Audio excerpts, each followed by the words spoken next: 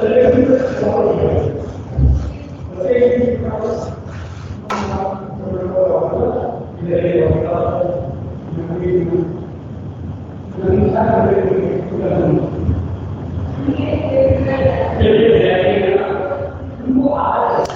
बार जरा last page भेजना मुझे, लास्ट पेज क्या करवाया था मैंने।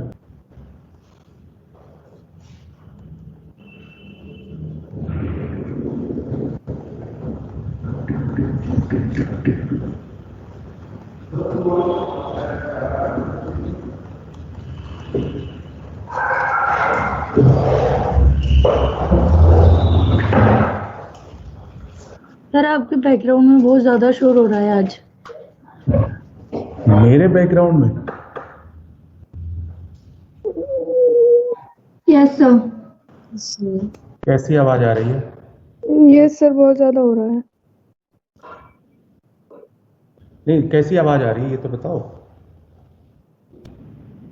कुछ मतलब उठा रहा है, रख रहा है। हाँ, और बहुत सारे लोग बोल रहे हैं। नहीं ऐसा कुछ नहीं है, ये मतलब सफाई करने वाला आया था रूम का, तो मैं भी शायद उसकी आवाज रही हूँ, है ना। log K2 by K1 means equilibrium constant directly to temperature। अभी आवाज जा रही है या अभी सही है? सर अभी तो नहीं है कुछ भी, मतलब सही है। वो सफाई वाला आया था बेटे ना।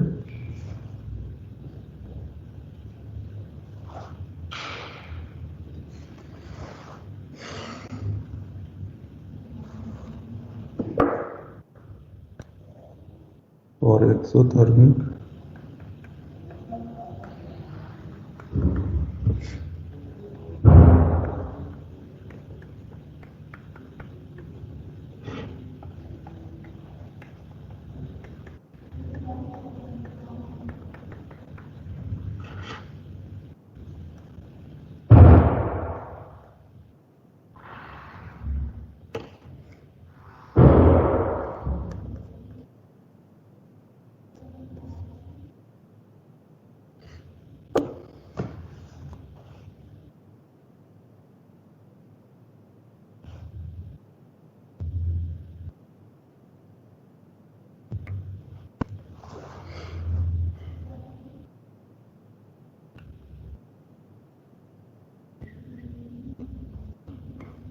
नोट हो गया?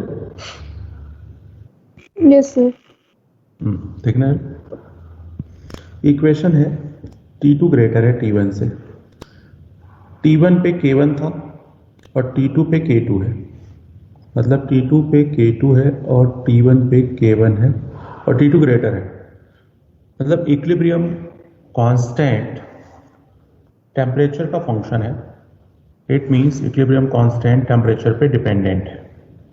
तो टेम्परेचर आप इंक्रीज ही करोगे हमेशा, टेम्परेचर में कोई चेंज नहीं, टेम्परेचर इंक्रीज। अगर टेम्परेचर T2 हाई होगा तो ये वैल्यू हमेशा हाई होगी, मतलब पॉजिटिव होगी। अब यहां से स्टार्ट करो, if endothermic reaction then del H will be positive. Del H positive, ये भी पॉजिटिव, आर पॉजिटिव 2.303, तो overall net right side positive.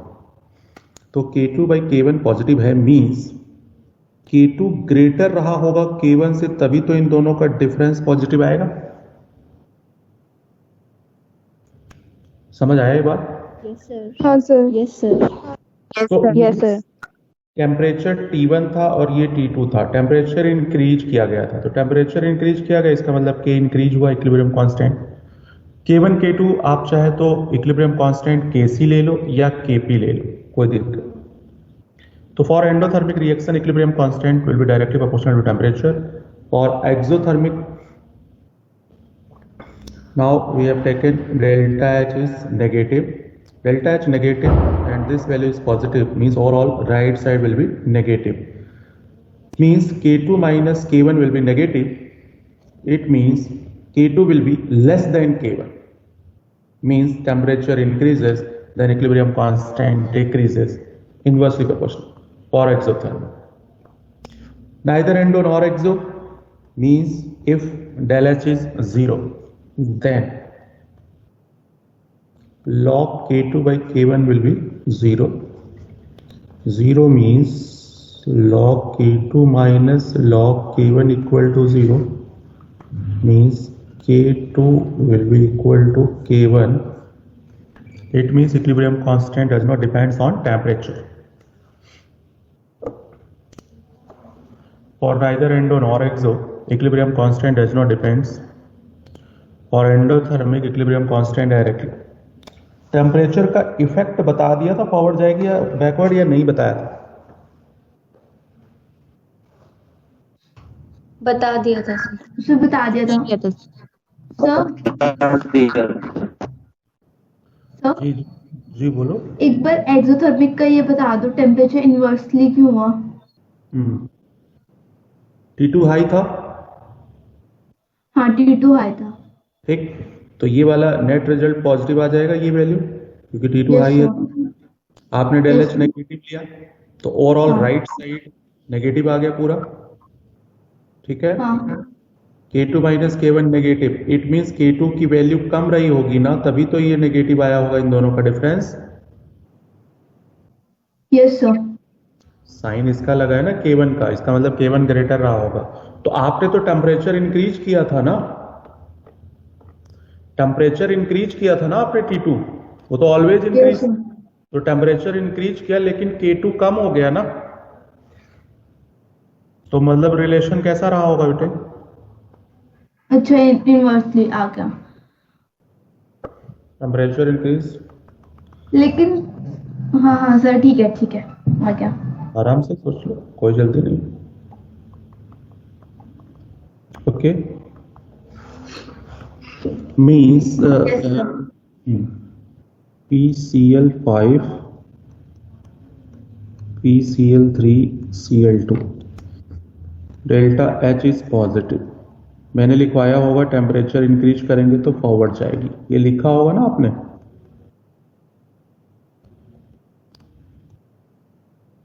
Temperature increase का कॉपी देखो। तो ये एंडोथर्मिक है, एंडोथर्मिक है तो equilibrium constant directly to temperature, means temperature increase किया तो इक्विलिब्रियम कांस्टेंट इंक्रीज। अगर इक्विलिब्रियम कांस्टेंट इंक्रीज हुआ है, इट मींस PCl3 और Cl2 इंक्रीज हुआ होगा, क्योंकि ये इसके डायरेक्टली प्रोपोर्शनल है। और PCl3 PCl2 तभी इंक्रीज होगा जब रिएक्शन किधर गई होगी?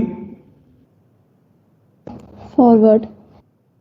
तो फॉरवर्ड लिखवाया होगा for endothermic high temperature will favour forward reaction. ऐसे सेम पैटर्न पे मैंने लिखवाया होगा for exothermic. For exothermic what will happen means, पहले तो मैंने ये लिखवा दिया होगा कि एक्सोथर्मिक में रिएक्शन बैकवर्ड आती है।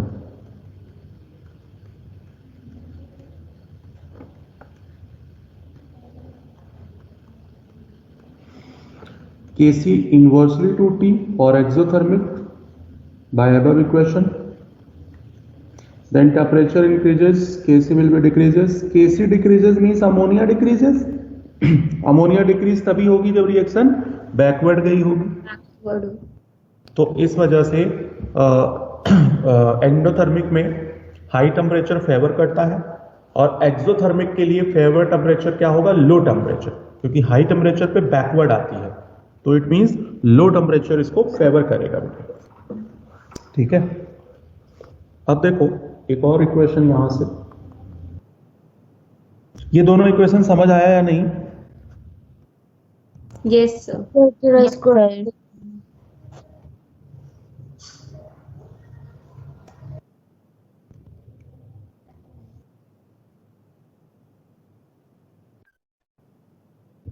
सर अभी तक आपने यही करवाया ना, मैं अभी ज्वाइन हुआ सर। क्यों बेटे, क्यों लेट हो गए? हाँ सर, हो जाता। वेरी गुड, लगता है सर्दी का पूरे मजे ले रहे हो आप। सर्दी हमारे मजे ले रही सर। सर स्क्रॉल डाउन कर दो, लास्ट में क्या लिखा है आपने? लास्ट में एक इक्वेशन है जिसको बोलते हैं वन ऑफ इक्वेशन।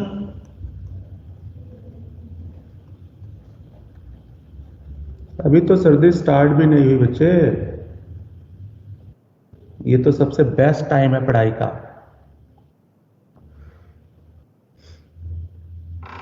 यही सर्दियां डिसाइड करेंगी कि आपका डायरेक्शन क्या होगा, क्योंकि अब 3 महीना यही रहेगा। और अगर हर दिन यही सोचोगे कि आज सर्दी है नहीं पढ़ना, आज सर्दी है नहीं पढ़ना, फिर देखना एग्जाम सीधा नजर आएगा आपको, सर्दी और एग्जाम बिल्कुल सर पे होगा। और इन इंटीग्रेशन, ये तो differentiation form,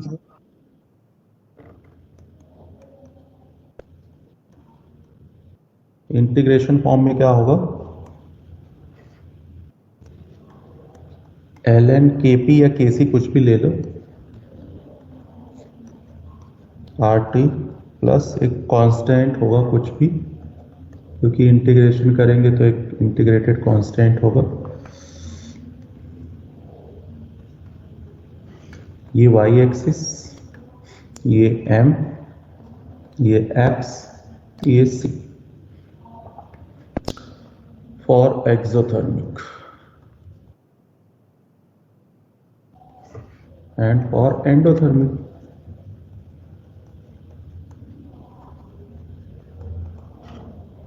Log for exothermic ln kp is equal to minus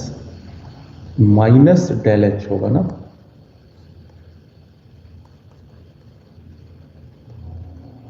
constant ln kp या फिर kc माइनस डेल एच, क्योंकि डेल एच पॉजिटिव था।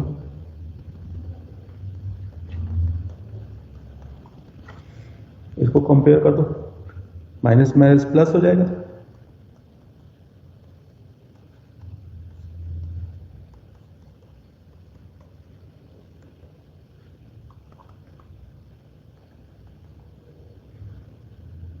वो तो माइनस ही रहेगा। इसका स्लोप देखो नेगेटिव आएगा और इसका स्लोप क्या आ गया, पॉजिटिव आ गया। तो एक्सोथर्मिक में स्लोप पॉजिटिव, एंडोथर्मिक में slope negative, means ln kp और kc और 1/t में ग्राफ प्लॉट करोगे, ये स्लोप पॉजिटिव है, स्लोप पॉजिटिव tan 45 है ना, and slope negative, slope negative means tan,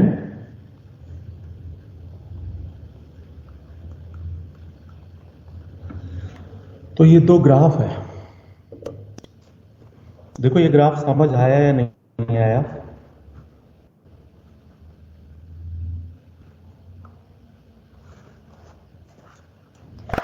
आगे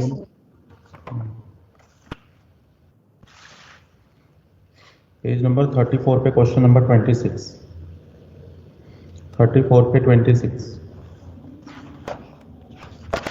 और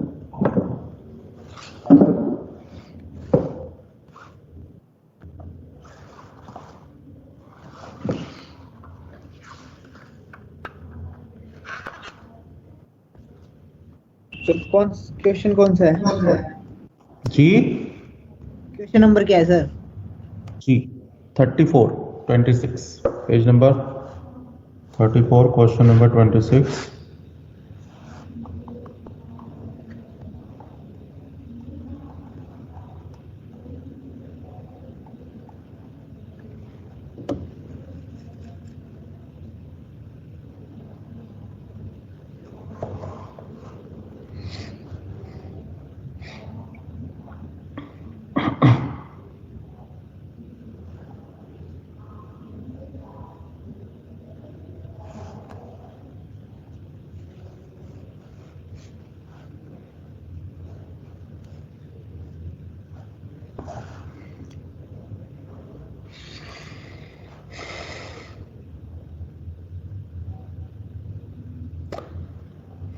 Did you understand this question or not?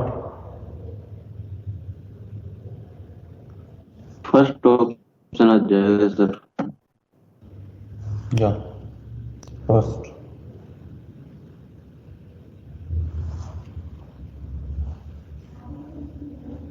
Sir नहीं पता चल रहा। उसमें बस इतना देखो कहीं एक्सो और एंडो लिखा हुआ है बेटे। सर एक्सोथर्मिक है। तो एक्सोथर्मिक जहां मैंने लिखवाया ऊपर जाके देख बेटे। इक्विलिब्रियम कांस्टेंट एक्सोथर्मिक में डायरेक्टली है, इनवर्सली है?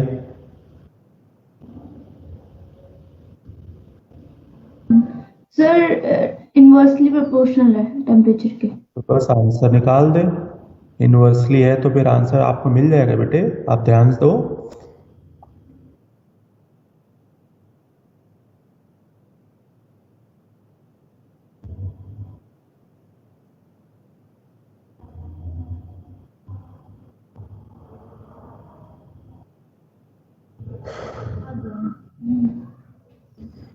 नहीं समझ आया?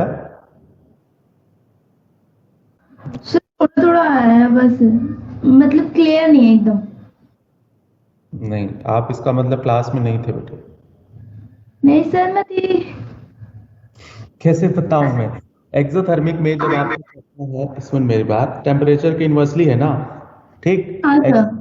तो T2 तो ग्रेटर ही होता है ना बेटे। जो इसमें T2 दिया है वो तो मैंने बताया था ना, ग्रेटर होता है। तो टेम्परेचर बढ़ाओगी तो इक्विलिब्रियम कांस्टेंट क्या होगा बेटे? डिक्रीज होगा। तो फिर Kp और Kp डैश में कौन कम होगा बताओ? Kp dash. Kp डैश कम होगा। अब Kp डैश कम किस में है बस वो देख ले। ठीक है ठीक है। तो फिर इसे क्या बताऊं मैं, बता। इसमें कुछ समझाने वाली चीज है? इनवर्सली का रिलेशन है, दैट्स ऑल। चलो आगे चलते हैं।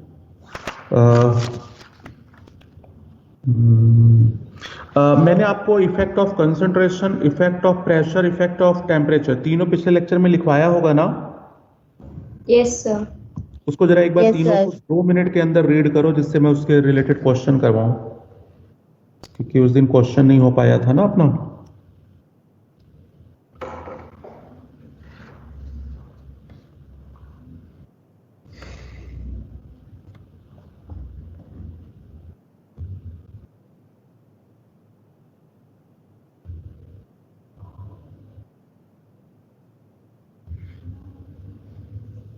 मैंने बताया होगा प्रेशर इंक्रीज करोगे रिएक्शन उधर जाएगी जिधर नंबर ऑफ मोल्स कम होंगे। ये मिल गया आपको? Yes sir. Yes sir. Yes sir. Yes sir. Endothermic में टेम्परेचर बढ़ाओगे तो फॉरवर्ड, और एक्सोथर्मिक में टेम्परेचर बढ़ाओगे बैकवर्ड। ये 2 पॉइंट आप माइंड में रखना, ठीक? ये 2 पॉइंट अगर आप माइंड में रखते हो तो पेज नंबर 32 पे 7 number please. Page number 32 question number 7। Solve it and tell me answer, please. 32:7. 32:7. First option. First option. This is exothermic. Exothermic means low temperature favor करेगा। First option. ओके। और high pressure क्यों? क्योंकि जिधर number of moles कम है उधर जाएगी high pressure पे। तो फर्स्ट हो गया clear? Yes sir. Okay. Question number 18। Question number 18।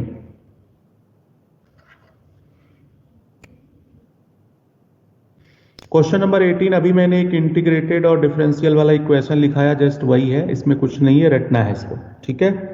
First option. तो फर्स्ट हो जाएगा। Okay. Page number 34। Page number 34 question number 28। 34-28।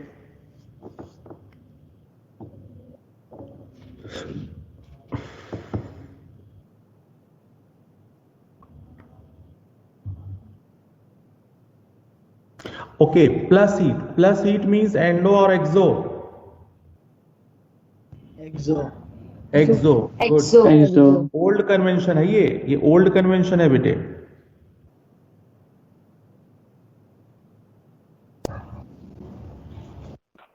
Fourth option आ जाएगा। फोर्थ आ जाएगा। हाँ गुड। सेम क्वेश्चन है, same question. 35 38 page number 35 question number 38। Try it. Sir first. First option. Good, very good, very good.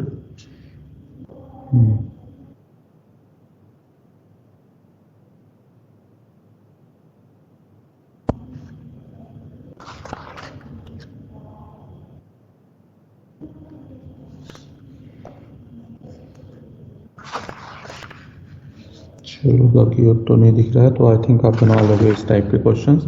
इस type का question important है बच्चों, आता है ना।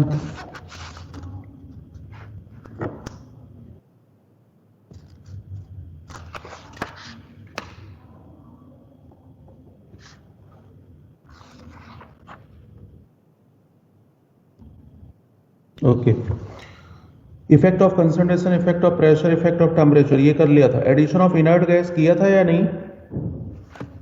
No, sir. No sir. नहीं किया था। No sir.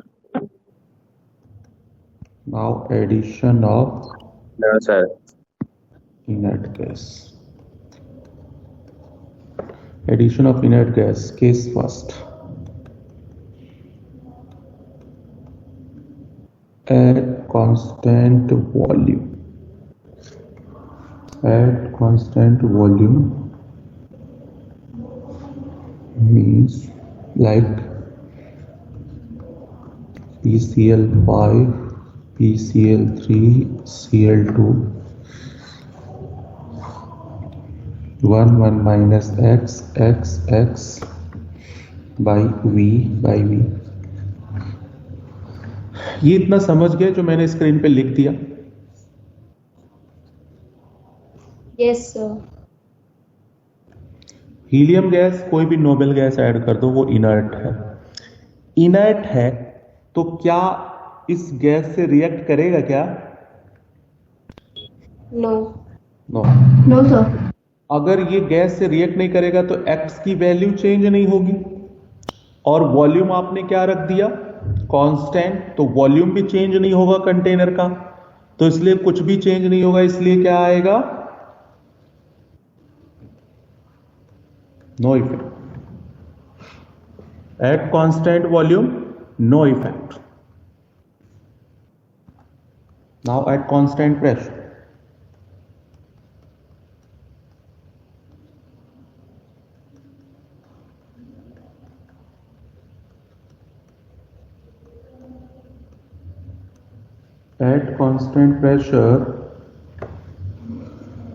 at constant pressure, what will happen? If KCl5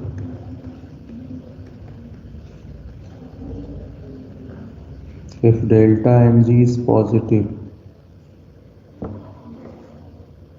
then reaction has tendency to go forward.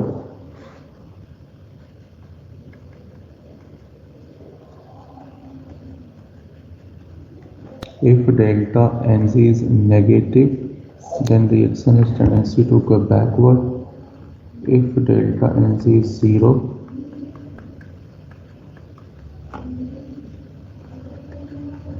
delta Ng is 0, then no effect.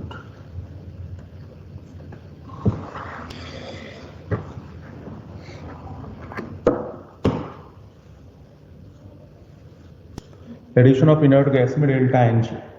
If delta Ng is positive, then reaction has tendency to go forward.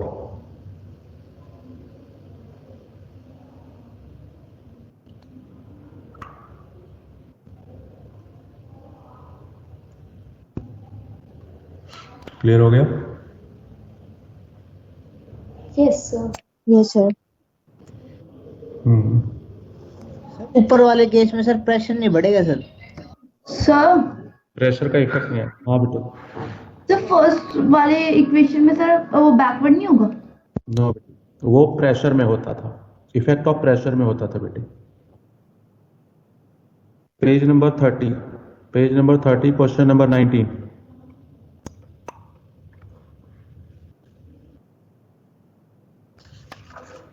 Page number 30, question number 19।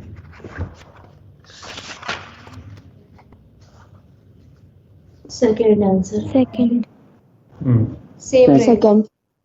Page number 27 पे question number 6।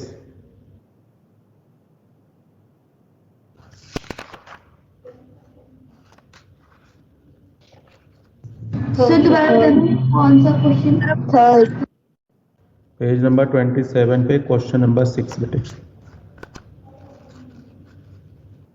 Third. Second. Third होगा. But ऐसे कैसे? Third ही होगा। एक ही answer बताओ भाई। Third. No. Third. Page number 30 पे question number 15। Page number 30 पे क्वेश्चन नंबर 15।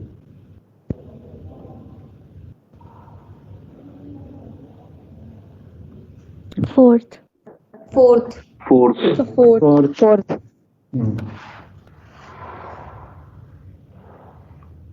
30 पे 21।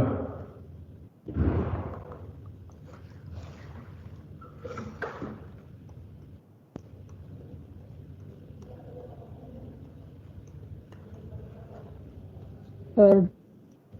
So first. थर्ड। थर्ड है। वॉल्यूम तो कांस्टेंट।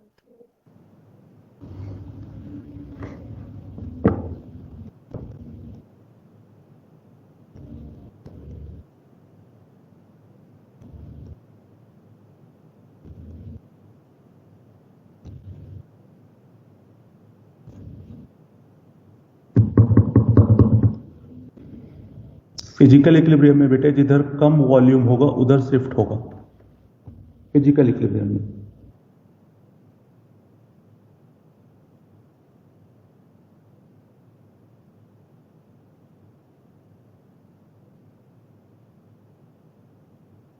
सर थोड़ा स्क्रॉल अप करना। जी बेटे।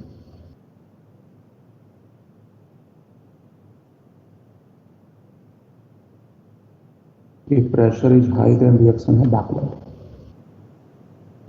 तो एक तरह से ये पॉजिटिव ही है। डेल्टा एच तो एंडोथर्मिक होते हैं। स्क्रॉल अप देखो जरा वो क्वेश्चन समझ आया या नहीं आया? 21 वाला। On increasing pressure melting point of ice. Melting point melting of ice किधर जाएगी? फॉरवर्ड फॉरवर्ड या बैकवर्ड? फॉरवर्ड। फॉरवर्ड। इधर वॉल्यूम कम है तो कौन सा आंसर सही हुआ? सेकंड। फर्स्ट। ये फर्स्ट और सेकंड कैसे हो गया? दो अलग अलग कैसे? सर स्क्रॉल डाउन कर देना एक बार।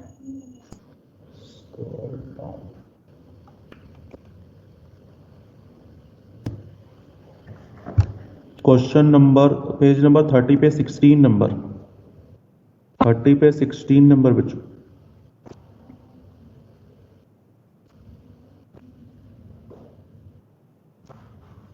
So third.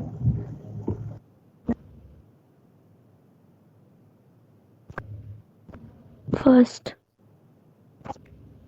बेटे फर्स्ट कैसे? फर्स्ट। थर्ड। Third होगा. थर्ड होगा ना। ये फिजिकल इक्विलिब्रियम वाला आएगा बेटे। अगर फर्स्ट वाले में प्रेशर बढ़ाओगे तब तो फॉरवर्ड चली जाएगी जिधर नंबर ऑफ मोल्स कम है। अच्छा अच्छा ठीक है सर। फिजिकल इक्विलिब्रियम में थोड़ा सा रूल चेंज हो जाता है तो फिजिकल इक्विलिब्रियम पे ध्यान रखना। तो उसके लिए मैंने आपको बताया है जिधर वॉल्यूम ज़्यादा कम हो प्रेशर इंक्रीज करने पे उधर जाएगा। प्रेशर डिक्रीज का इसका रिवर्स कर लेना। हर एक में मैंने सिर्फ किसी एक का इफेक्ट बताया है और वो भी इंक्रीजिंग का। जब मैंने टेम्परेचर बताया तो टेम्परेचर इंक्रीज है, जब मैंने प्रेशर बताया तो प्रेशर इंक्रीज है। ठीक है, तो इसमें कोई एक इफेक्ट लर्न करना है और दूसरा उसका अपोज कर लेना अगर कभी क्वेश्चन में ऐसा आता है तो उस हिसाब से आप चेंज चले आगे। सर जी 16 क्वेश्चन का सर फोर्थ पार्ट बताना एक बार। 16 क्वेश्चन I2 गैस और I2 सॉलिड में वॉल्यूम किसका ज्यादा होगा बेटे? गैस का। गैस। गुड। अब आप प्रेशर बढ़ाओगे तो मैंने कहा था रिएक्शन उधर जाएगी जिधर वॉल्यूम कम हो। यही ठीक कहा है है। ठीक है। हाँ सर फॉरवर्ड। सॉलिड का वॉल्यूम कम है इसका मतलब फॉरवर्ड जाएगी। Yes sir thank you. Okay. Sir ice का वॉल्यूम ज्यादा होता है वाटर से सर? वाह भाई वाह। कभी कभी ग्लास में पानी लीजिए और उसके ऊपर आइस डालिए। हाँ देखिए तैरता है कि नहीं। वो तो सर डेंसिटी। अरे तो भैया डेंसिटी कम है तो वॉल्यूम ज्यादा नहीं हुआ। ठीक है सर। वाह, +1 में पूरे मजे लिए हो हाइड्रोजन वाले चैप्टर में। उसमें बताया गया होगा आपको इंट्रामोलिकुलर हाइड्रोजन बॉन्डिंग की वजह से बेटे उसके अंदर केज लाइक स्ट्रक्चर बन जाता है जिसकी वजह से उसका वॉल्यूम बढ़ जाता है। अगर आपको फिर भी कोई यकीन ना हो तो किसी भी कंटेनर में पानी पूरा फुल करके रख देना, सुबह जब वो फ्रीज होगा तो आप देखना थोड़ा ऊपर तक आ जाएगा उस कंटेनर से आइस का वॉल्यूम। ये तो खुद भी घर पे ट्राई करना, सर्दी में आइसक्रीम खाने का मजा ही कुछ और है। चले? Yes sir. वाह, क्या यस सर, आइसक्रीम खाने या पढ़ने? सर दोनों। ओके, आयनिक इक्विलिब्रियम आज ये चैप्टर हो जाएगा।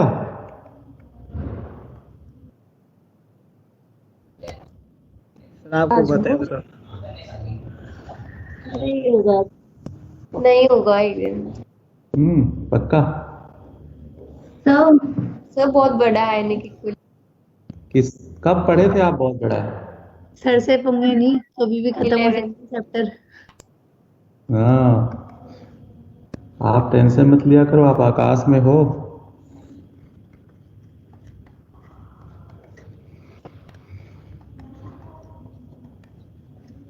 Strong acid, strong base and salt of S and P block, weak electrolyte, weak acid, weak base, salt of T block. ये एक जनरलाइजेशन है सॉल्ट के केस में, बट एक्सेप्शंस भी आएंगे तो वो मैं बताता रहूंगा आपको। स्ट्रॉन्ग एसिड किसी को पता है कौन कौन से हैं? HCl, H2SO4. Strong base,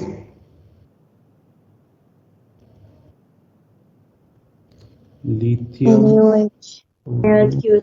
second group के सीधे सब।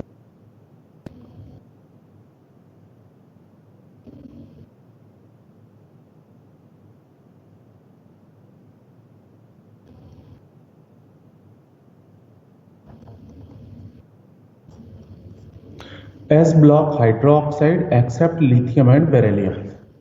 ऐसे याद रखना, कभी नहीं भूलेगा बेटे। Strong base S block hydroxide except lithium and beryllium. Okay. Weak acid कौन से हैं? Except strong acid. ये 4 एसिड छोड़ दो, दुनिया की हर एसिड क्या होगी? वीक। स्ट्रॉन्ग बेस क्या होगा बेटे? एक्सेप्ट S ब्लॉक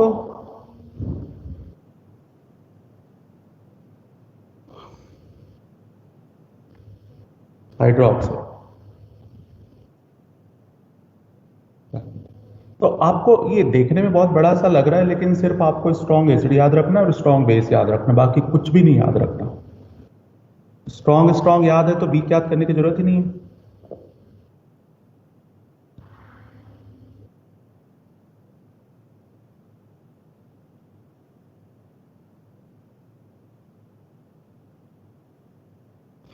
दो टेस्ट हो गए, अभी एक ही हुआ है। सर एक ही हुआ है, 2 तारीख को है।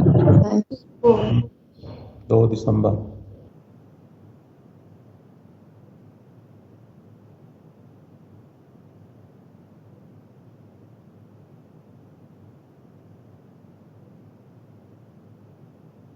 चले?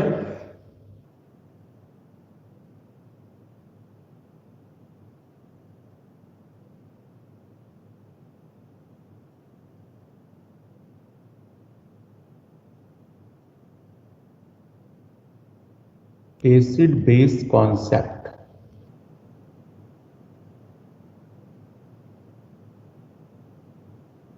आर्हीनियस एसिड बेस, ये तो आपने 8th क्लास में पढ़ा था, आपको याद होगा। एक्वस सॉल्यूशन में H ion donor acid, OH ion donor लेकिन इनकी लिमिटेशन यही थी, इनकी प्रॉब्लम थी कि इन्होंने जो कुछ बताया सिर्फ और सिर्फ किसके अंदर बताया, वाटर के अंदर। एक्सेप्ट वाटर सब फेल हो गए। एक दो एग्जांपल दे देता हूं क्योंकि इससे सिंपल कुछ भी नहीं है। तो अगर आप इन एसिड्स को डालते हो, ऐसे ऐसे हजारों एसिड्स हैं वाटर के अंदर, तो एच आयन फॉर्निश करेंगे, मीन्स एसिड हुए।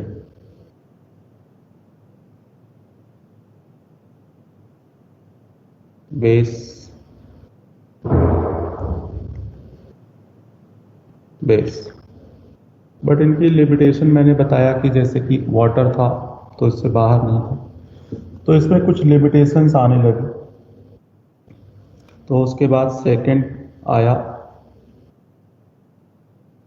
Brønsted and Lowry, acid base. Bronsted and Lowry ने क्या कहा, उन्होंने स्लाइटली चेंज किया, proton donor acid and proton acceptor will be base, like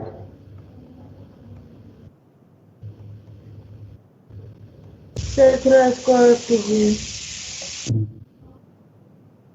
वाह, खाने की खुशबू यहाँ तक आ रही है ऊपर सर और थोड़ा। जी, और ऊपर हाँ सर।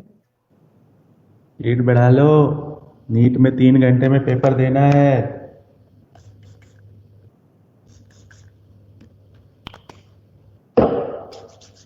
सर मेरे मुझे को थोड़ा और ऊपर चाहिए। रहने दे, मैं पीडीएफ शेयर कर दूंगा। नेटवर्क चला गया। नहीं, नेटवर्क नहीं, मैं पीडीएफ शेयर कर दूंगा बेटे, है ना। पीडीएफ में कर देता हूँ ना शेयर, क्या प्रॉब्लम है। नेटवर्क जाता आता रहेगा।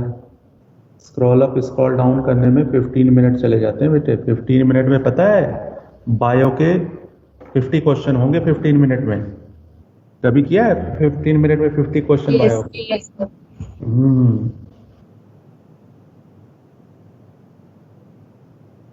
मेरे को फॉलो करो, स्पीड अपने आप बढ़ जाएगी सबकी। सर आप ही खुद फॉलो कर रहे हैं।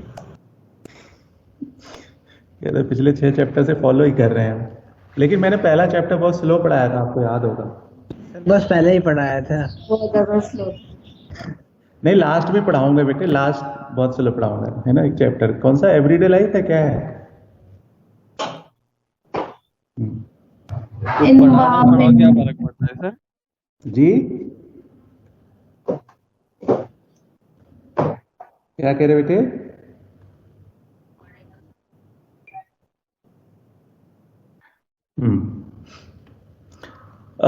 एसिड बेस, तो इनके अकॉर्डिंग, ब्रॉन्स्टेड के अकॉर्डिंग प्रोटॉन डोनर है। इन्होंने वाटर का कोई कॉन्सेप्ट नहीं रखा, in water out of the water दोनों सब।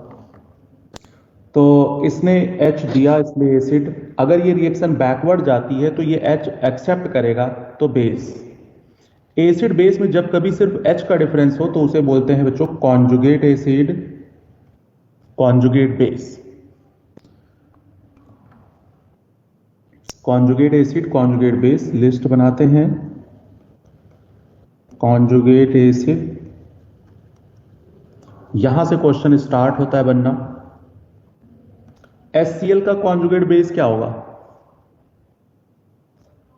Cl minus. Cl negative. Very good, SCN, CN negative.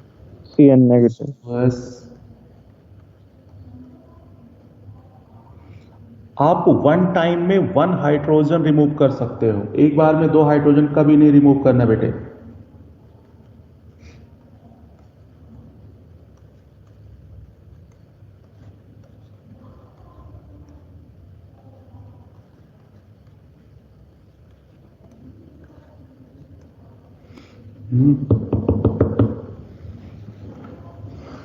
Conjugate acid, conjugate base,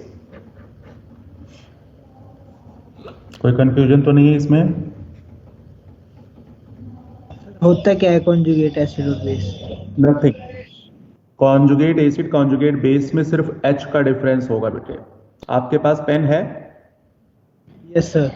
pen में कैप एक होगा छोटा सा, वो हाइड्रोजन एज्यूम कर लो, उस पेन में से एच कैप निकाल दो, तो वो जो पेन बचेगा वो कॉन्जुगेट बेस हो जाएगा। उस कैप को लगा दोगे वो कॉन्जुगेट एसिड हो जाएगा। Yes sir. इतना ही डिफरेंस है ना। Yes sir. Conjugate acid base एक टर्म है, उसमें कोई समझाना नहीं है मुझे। जैसे ये देखो, मैं इसको, आप पानी तो पीते ही होगे ना, H2O का conjugate base, please tell me. OH minus. OH minus. Conjugate base of OH minus. O2 minus. O2 minus. Conjugate base of H3O plus. H2. H2. H2. O minus का conjugate acid. OH. आप देख रहे हो water में कितने question बन गए, total 6 question बनेंगे इस वाटर में। तो मैंने कहा था पानी को पिया करो जब आप, तो कुछ चीजें बोलते हुए पिया करो। क्या क्या बोलना है? तेरा हाइब्रिडाइजेशन sp3 है, एंगल 105 है, तू टेढ़ा है, डायपोल मोमेंट 0 नहीं है ना, bond pair, lone pair, bond pair, बहुत सारे रिपल्सन्स हैं। अभी कॉन्जुगेट एसिड कॉन्जुगेट बेस का कॉन्सेप्ट है, pH 7 होता है, रूम टेम्परेचर, बहुत सारी चीजें उसके बारे में पहले ये है ना मंत्र पढ़ लिया करो, फिर उसको निपटा दिया करो। नोट हो गया?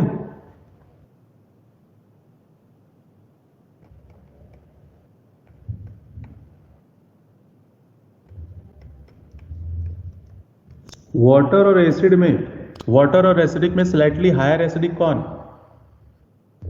Water. अरे यार आप लोग भी ना, मतलब एक बंदा एसिड है और दूसरा वाटर है, तो वाटर ज्यादा एसिडिक होगा। हाँ सर एसिडिक होगा।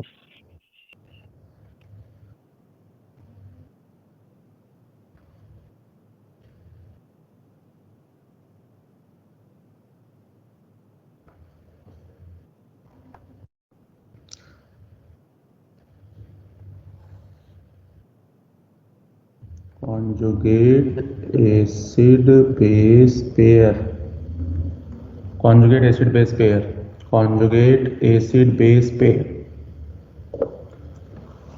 तो जब भी रिएक्शन फॉरवर्ड मूव कर रही थी तो एसिड ने वाटर को H दिया, लेकिन जब रिएक्शन बैकवर्ड मूव करेगी तो एसिड नहीं दे सकता अपना हाइड्रोजन, वाटर उसको देगा।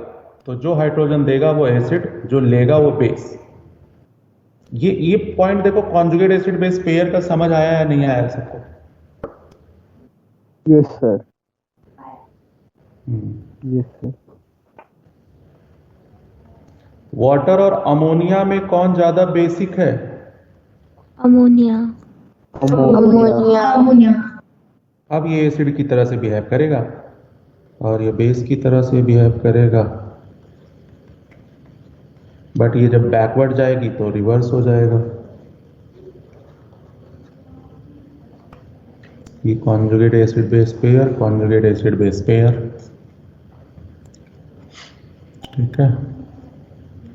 तो ये कॉन्जुगेट एसिड बेस पेयर है।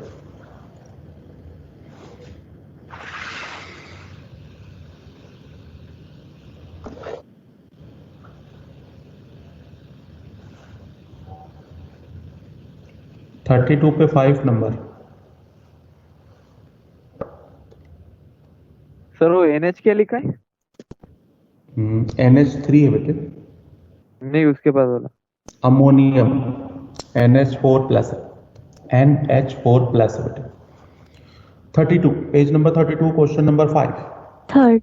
Sir third. थर्ड। कितना बढ़िया क्वेश्चन आया था, है ना? कुछ था क्या?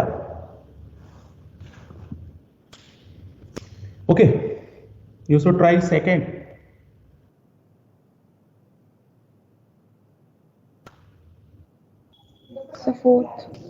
Fourth, good. फोर्थ एक्चुअली में बेटे स्ट्रॉन्ग एसिड है। स्ट्रॉन्ग एसिड है तो ये सिर्फ डिसोसिएट होगा, मीन्स ये प्रोटॉन लेगा नहीं, ये सबको देगा, ये किसी से नहीं लेगा, बाकी सब वीक हैं तो बेचारे एक्सेप्ट करना पड़ेगा उनको। चलो आगे चलते हैं। HF, HCl, HBr, HI, इनका कॉन्जुगेट बेस क्या होगा?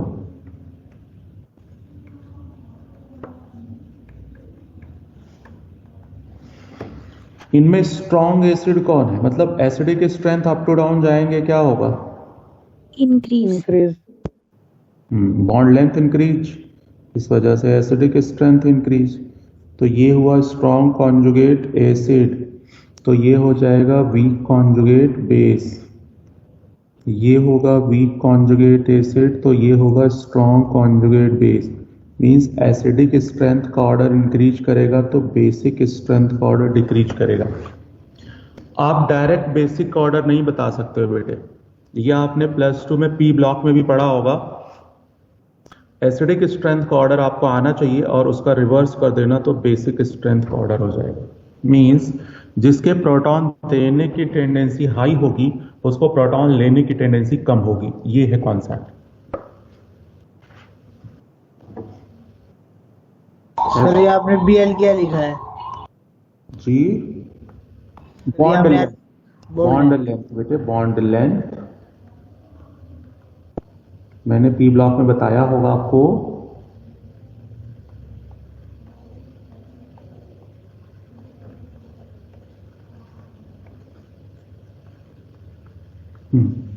जरा इसमें ऑक्सीडेशन नंबर सबको आता होगा 1, 3, 5, 7।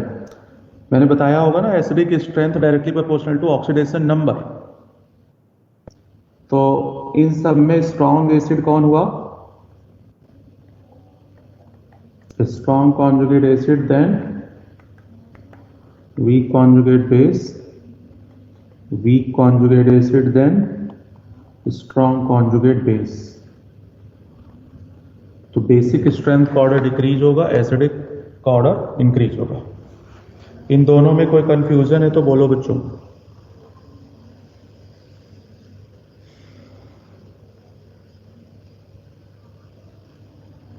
अभी देखो बॉन्ड लेंथ के डायरेक्टली था, अभी ऑक्सीडेशन नंबर के डायरेक्टली है। तो एसिडिक स्ट्रेंथ बहुत सारे फैक्टर्स पर डिपेंड करता है, किसी एक फैक्टर पे नहीं। नोट हो गया बच्चों? Yes sir. Yes sir. Done.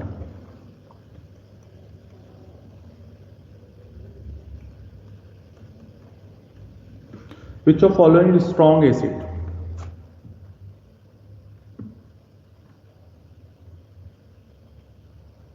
HiO3। Oxidation number same हो गया। If oxidation number same, then acidic strength directly proportional to electronegativity for oxy acid. Oxy acid means बेटे जिसमें ऑक्सीजन और हाइड्रोजन दोनों होते हैं। इलेक्ट्रोनेगेटिविटी किसकी हाई? क्लोरीन। इसका आप बेसिक स्ट्रेंथ बनाओ, कॉन्जुगेट बेस बनाओ।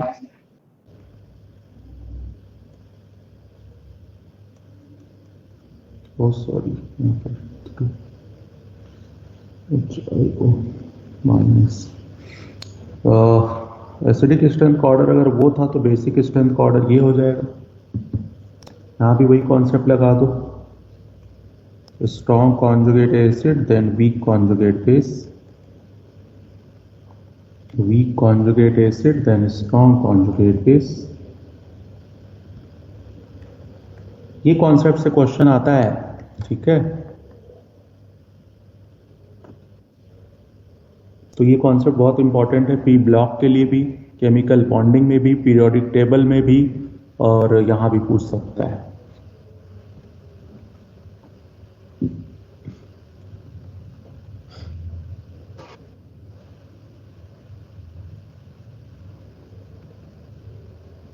तो बात आती है कि एसिड बेस में ब्रॉन्स्टेड और लोरी साहब फेल होने लगे, क्योंकि बहुत सारे कंपाउंड में H तो थे ही नहीं, फिर भी वो एसिड की तरह से बिहेव कर रहे थे, तो वहाँ ये फेल होने लगा। तो इनकी भी अपनी कुछ लिमिटेशंस आ गई, तो फिर इसको थर्ड केस आया लुइस का।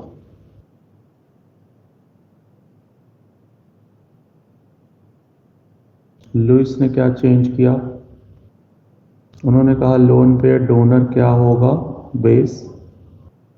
लोन पेयर एक्सेप्टर क्या होगा बेटे? Acid. Loan pair donor base, lone pair acceptor acid. Lewis base. Lewis base means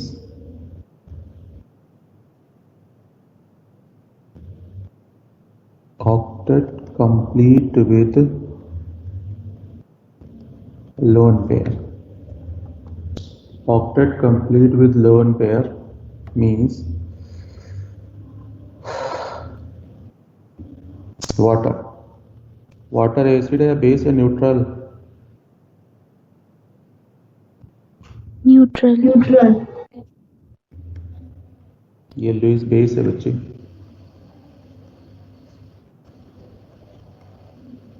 H2S acid है या बेस?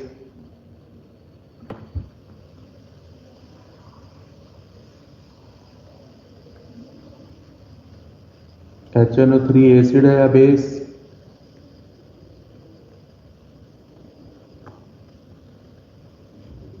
बेस। अल्कोहल?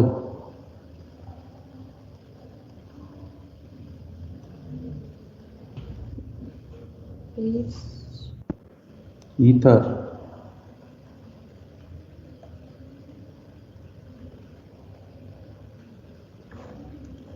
फिनॉल?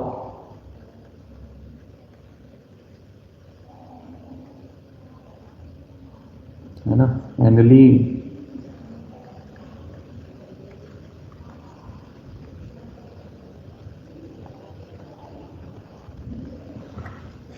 तो आप मोस्टली इसको जानते हो कि ये एसिड है ना, बट आर्हेनियस और ब्रॉन्स्टेड के हिसाब से ये एसिड होंगे। लुइस के हिसाब से, according to Lewis, these all are behave like Lewis base. तो जब भी आपसे पूछा जाए कि भाई ये एसिड है या बेस, तो आप पहले ये पूछो कि भाई किसके अकॉर्डिंग बताना है हमें। अगर लुइस के अकॉर्डिंग बताना है तो यही वाटर लुइस बेस होगा। अगर ब्रॉन्स्टेड और लोरी के हिसाब से बताना है या आर्हेनियस के हिसाब से बताना है, तो आपको पता ये एम्फोटेरिक होता है ना, प्रोटॉन दे भी सकता है, प्रोटॉन ले भी सकता है, और न्यूट्रल होता है पीएच उस टाइम पे। तो आपको क्वेश्चन एग्जैक्टली पूछेगा कि अकॉर्डिंग टू लुइस, तब आप बताओगे। क्लियर हुआ कॉन्सेप्ट या नहीं? Yes sir. अब यहां से एक और चीज क्लियर कर सकते हो। पहले तो मैं एक और इसमें लिखवा दूं, all anions except anions CH3, chloro, bromo, iodo, carbonato, phosphato, like that, है ना। ऐसे बहुत सारे एनायंस हैं। तो मोस्टली जो एनायंस होते हैं, नॉर्मली आपके माइंड में आना चाहिए कि all anions are Lewis base.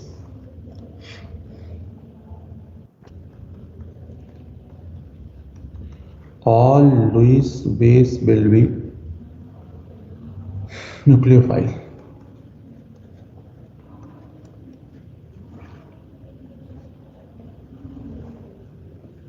And ligands, नाम सुना है आपने लिगेंड्स का? Coordination compounds. Yes sir.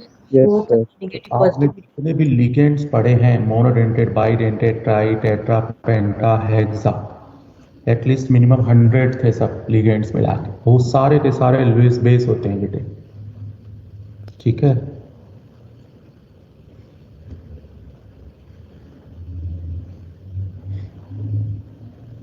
तो आपको अगर लुईस बेस का कॉन्सेप्ट क्लियर है तो आप इट मीन्स न्यूक्लियोफाइल समझ सकते हो, इट मीन्स आप लिगेंड समझ सकते हो, इट मीन्स आप लुईस बेस समझ सकते हो, ठीक है ना। एक और चीज है बेटे, all Lewis base we have like plus M effect. आपने पढ़ा होगा ना, plus M group minus M group पहचानने में आपको दिक्कत होती है ना।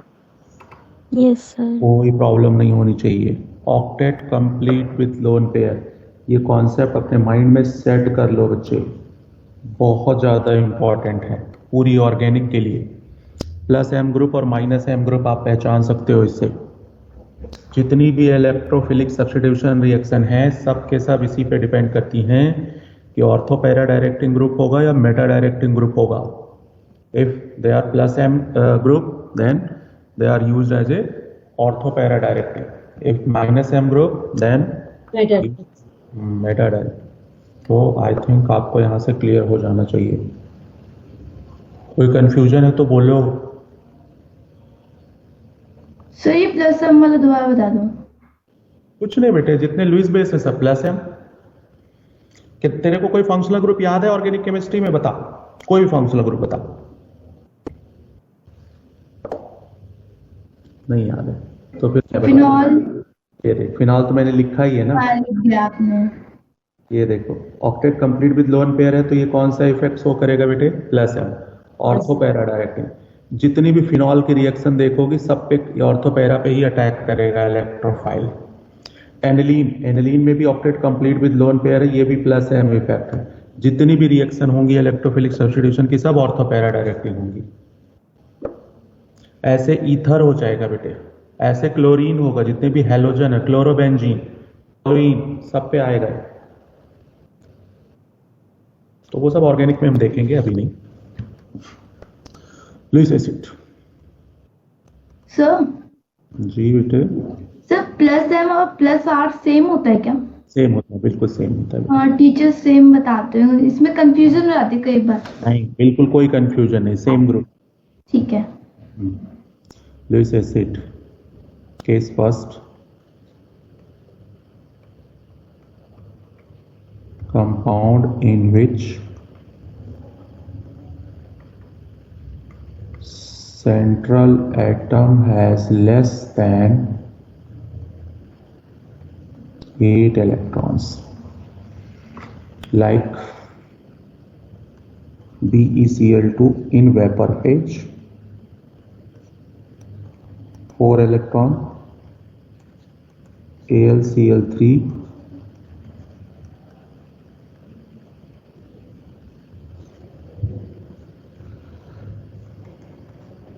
this also contains 6 electron which is less than 8 electron, BF4,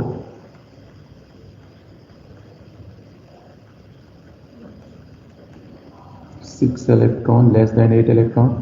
तो लुईस एसिड का मतलब क्या होता है बेटे? Lone pair acceptor. तो जिनके पास भी ऑक्टेट कंप्लीट नहीं होगा उनकी टेंडेंसी यही होगी ना कि इलेक्ट्रॉन कहीं मिलेगा और मैं ले लूं। तो इन सब का ऑक्टेट नहीं कंप्लीट है तो ये लोन पेयर एक्सेप्ट करने की टेंडेंसी रखेंगे।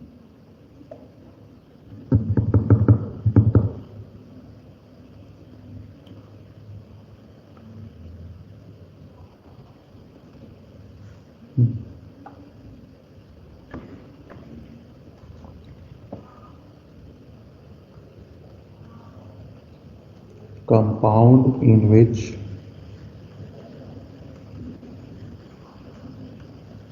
central atom has vacant d orbitals like PCl5, SF6,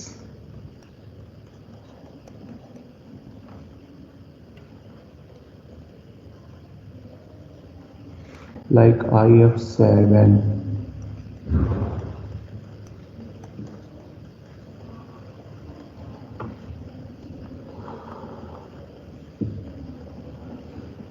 SiCl4। वैसे तो इसके पास अगर आप काउंट करोगे तो कितने इलेक्ट्रॉन होंगे? 10। ग्रेटर है 8 से, 12 ग्रेटर है 8 से, 14 ग्रेटर है 8 से, 8 इक्वल है।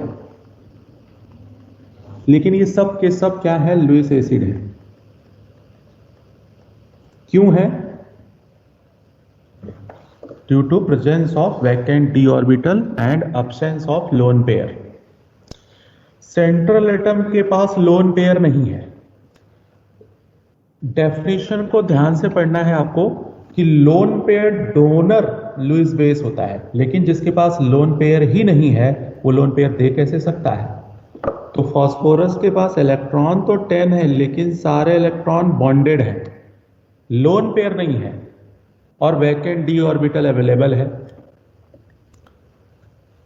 इसमें थोड़ा सा कंफ्यूजन होता है। यही वो कॉन्सेप्ट है जहां पे ब्रॉन्स्टेड और लोरी फेल हो गए थे, क्योंकि ना तो इसमें H है और ना ही ये प्रोटॉन लेता है ना प्रोटॉन देता है, जबकि एक्सपेरिमेंट कह रहा था ये एसिड है। तो यहीं पे कॉन्सेप्ट फेल हो गया था ब्रॉन्स्टेड का, तब लुईस साहब आकर के इसको एक्सप्लेन किए थे। हाँ, इनमें कोई कंफ्यूजन है तो बोलो।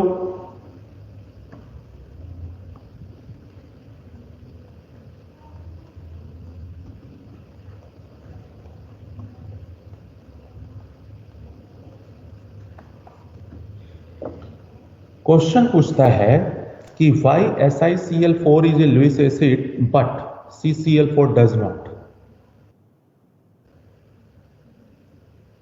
So what will be your answer? Due to Because Si has vacant d orbital. Vacant d orbital. Good. Yes, sir. Due to absence of vacant d orbital in carbon. Third case.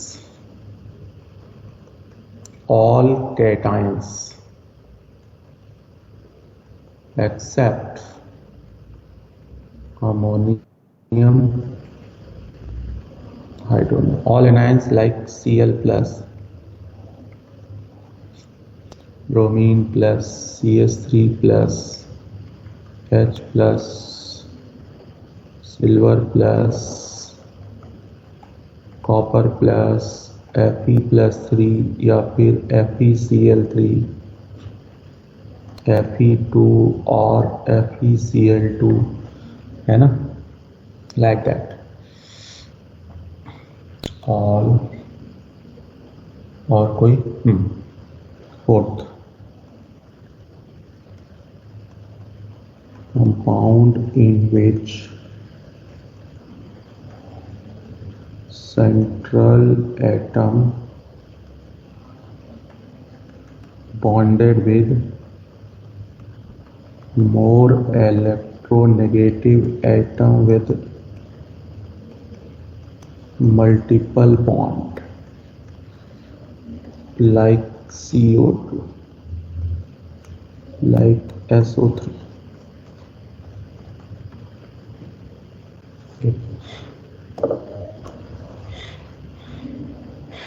Compound in which central atom bonded with more electronegative atom with multiple bond.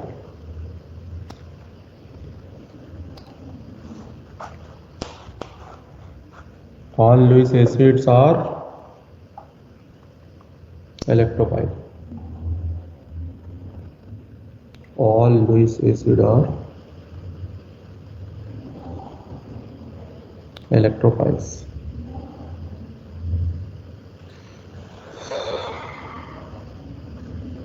बस वही कि तुम तो समझ जाओ। Electrophiles.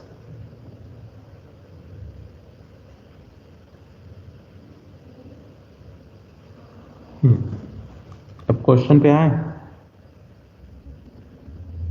Sir 4th point बता दो एक बार।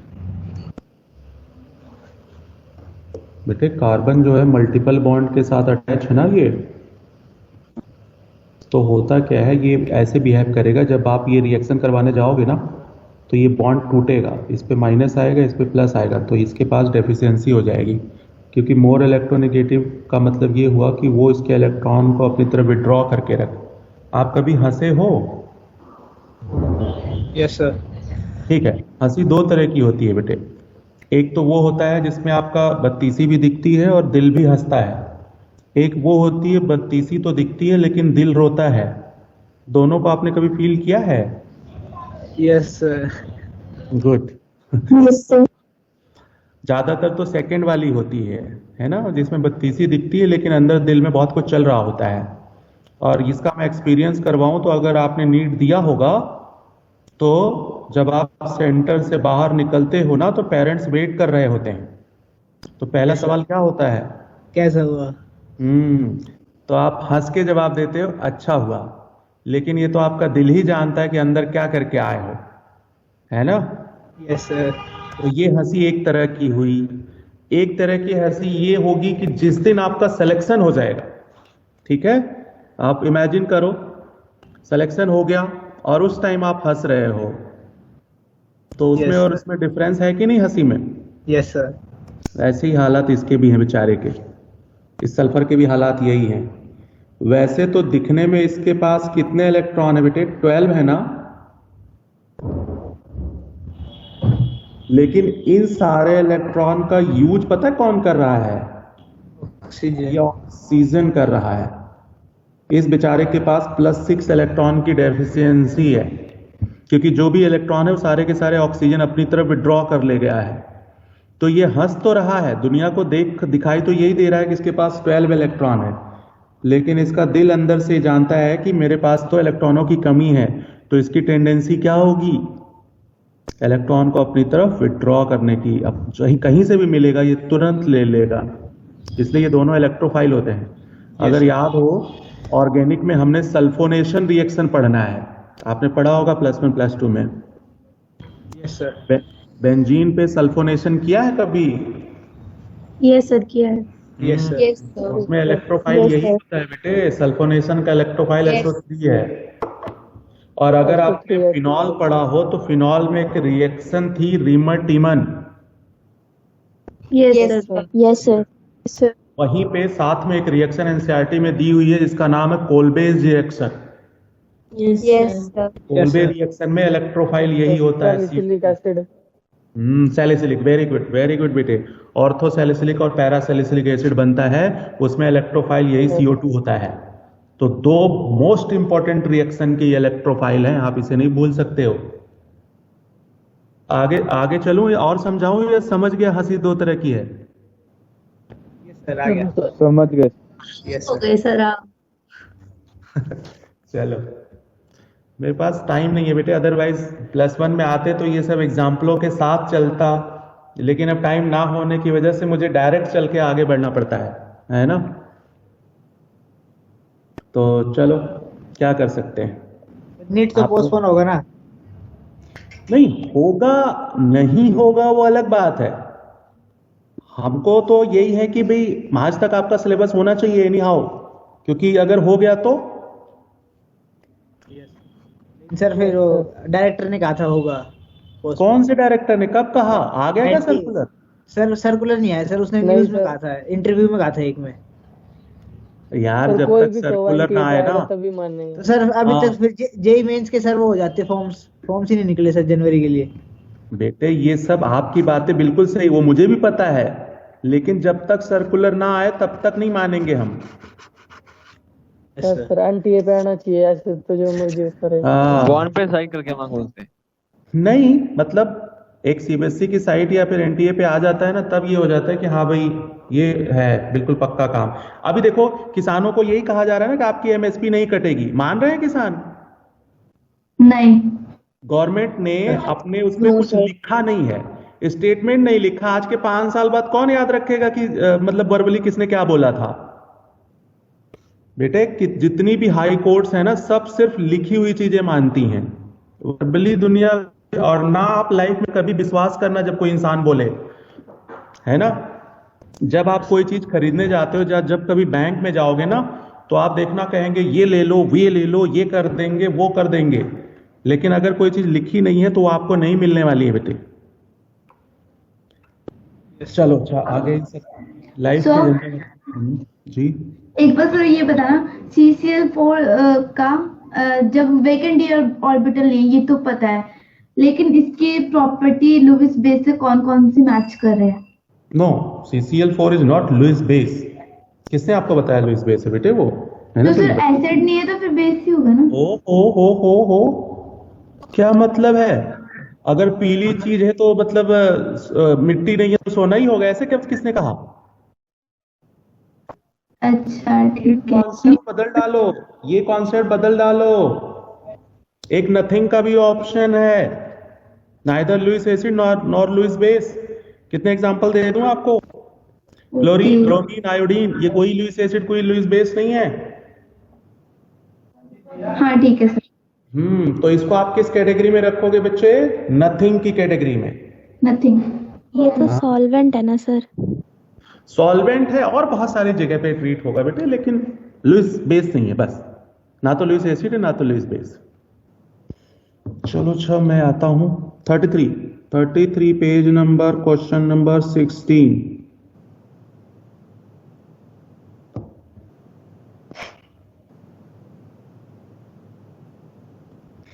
फोर्थ। 33:16।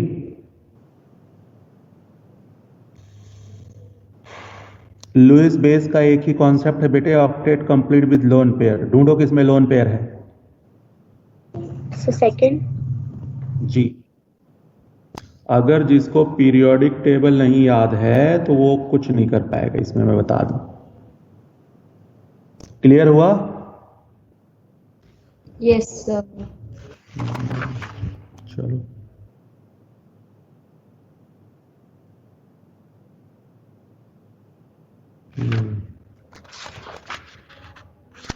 अरे यार मैं पीछे से आता हूँ तो पेज नंबर 40 पे आ जाओ। पेज नंबर 40 पे 98, 40 पे 98।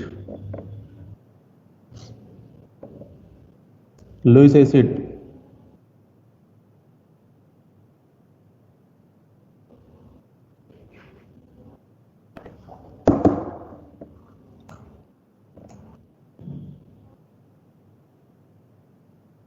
फास्ट आप कोई भी क्वेश्चन 40 सेकंड में बताने की कोशिश किया करो बेटे। जो आदत बनाओगे वही बनेगी। Sir second. Yes sir second. किसी को कोई कंफ्यूजन है सेकंड में या कोई ऑप्शन में लग रहा है कि वो होना चाहिए था तो तुरंत पूछो, बाद में नहीं। किसी ऑप्शन में कोई कंफ्यूजन है किसी को? चलो सर 92। जिसका ऑक्टेट कंप्लीट है और ना कोई लोन पेयर है वो क्या होगा sir? Octet complete without lone pair. और भी ऑप्शन होंगे ना। Octet complete without lone pair. Sir SiF4 था पिछले क्वेश्चन में। SiF4 है ना, तो उसके पास वैकेंट डी है, तो वैकेंट डी वाला रूल लग जाएगा ना। लुईस एसिड है। अच्छा ठीक है। 40 पे 92, 40 पे 92।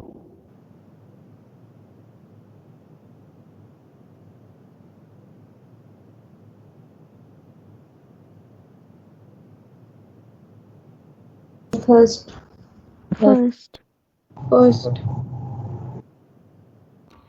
अब ये देखो, ये तो तीनों प्रोटिक हैं, इसमें नहीं है। बोरिक एसिड मैंने आपको पहले चैप्टर में बताया था बेटे, अगर आपको याद हो।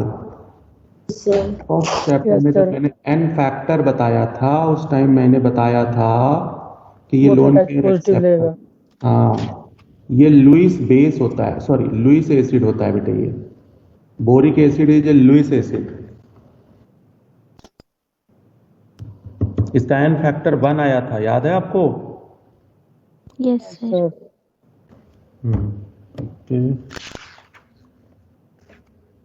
3987, 3987।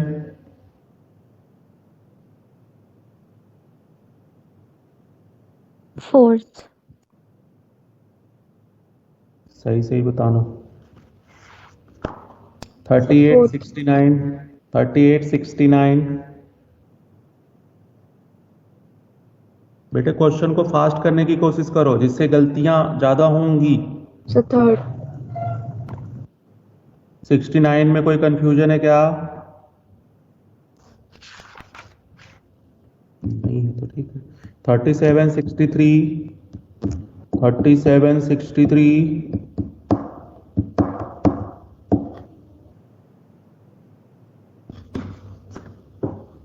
3763 please tell me. Sir, third, fourth. Fourth.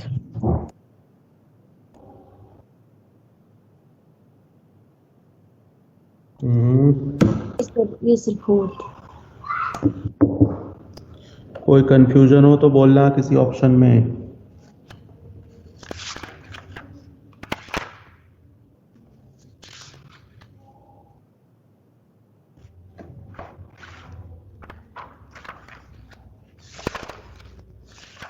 Simple है।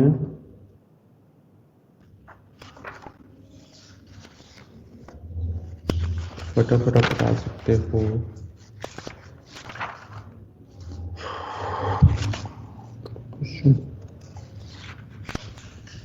चलो नहीं सब हो जाएगा, आगे चलते हैं बेटा। लुईस एसिड लुईस बेस का कॉन्सेप्ट अभी ये आ जाएगा। लुईस एसिड लुईस बेस में कोई कंफ्यूजन है तो बोलो।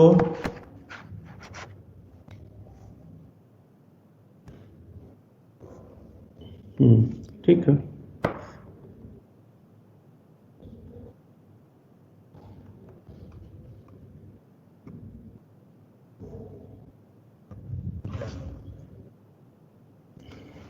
Ionic product of water.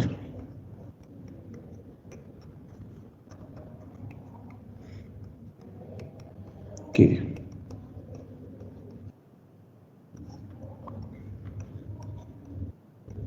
Water की मोलैरिटी पहले चैप्टर में मैंने बताया था ना, फिक्स होती है 55.5. 55.5. तो दो कांस्टेंट मिलके अनदर कांस्टेंट बन जाते हैं ना।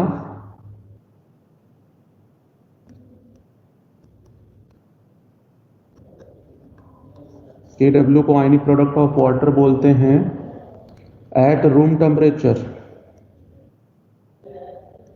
25 डिग्री सेल्सियस। KW की वैल्यू फिक्स होती है कितनी? -14. मीन्स H आयन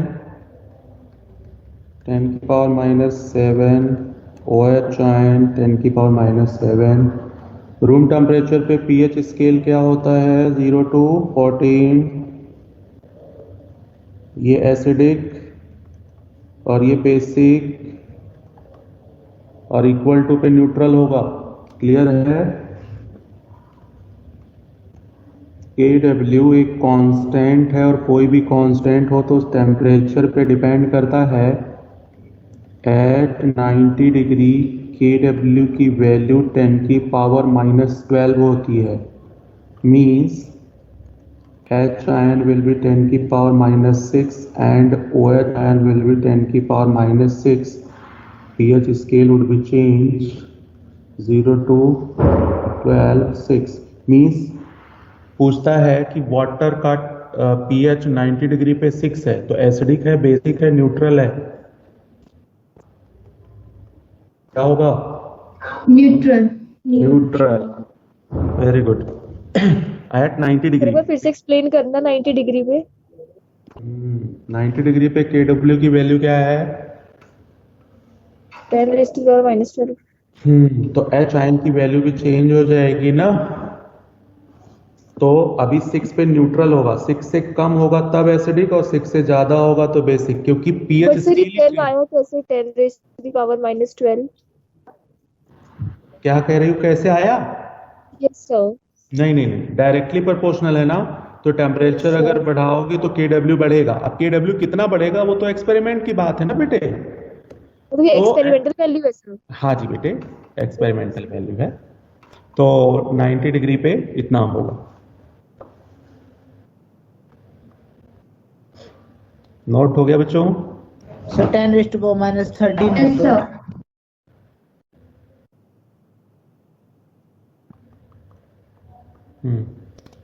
आगे चलते हैं। क्या 10⁻⁻13 हो तो किसी टेम्परेचर पे तो 6.5 हो जाएगा बेटे, उसमें क्या है? वो तो जो भी क्वेश्चन में उसको देना पड़ेगा। क्वेश्चन में KW की वैल्यू देनी पड़ेगी उसको बेटे। Yes sir.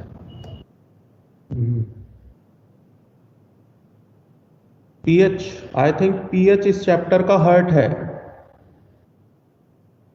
Yes sir. तो पीएच पे फोकस करना, पीएच आना चाहिए आपको।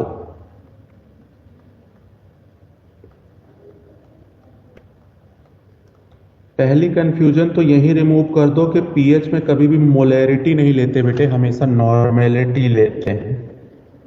ये फॉर्मूला तो आई थिंक सबको आता है, इसमें कोई प्रॉब्लम नहीं है। Molar HCl aqua, HCl aqua का मीन HCl एक स्ट्रॉन्ग इलेक्ट्रोलाइट है बेटे, क्योंकि स्ट्रॉन्ग एसिड है तो 100% डिसोसिएट होगा, तो 10 की पावर -2, 10 की पावर -2। इसी में वाटर भी होगा। रूम टेम्परेचर पे H आयन की वैल्यू कितनी होगी? -7 ना। तो pH निकालते टाइम आपको टोटल H आयन की जरूरत पड़ेगी। टोटल H आयन मीन्स 10 की पावर -2 प्लस 10 की power -7, but at room temperature 10 की power -7 will be very very less than as compared to this, so that you can be neglect this value, then H ion will be only 10 की power -, then you will use the formula of this। Power आगे आता है, ये सबको पता है ना, minus minus plus 2 log 10, log 10 की वैल्यू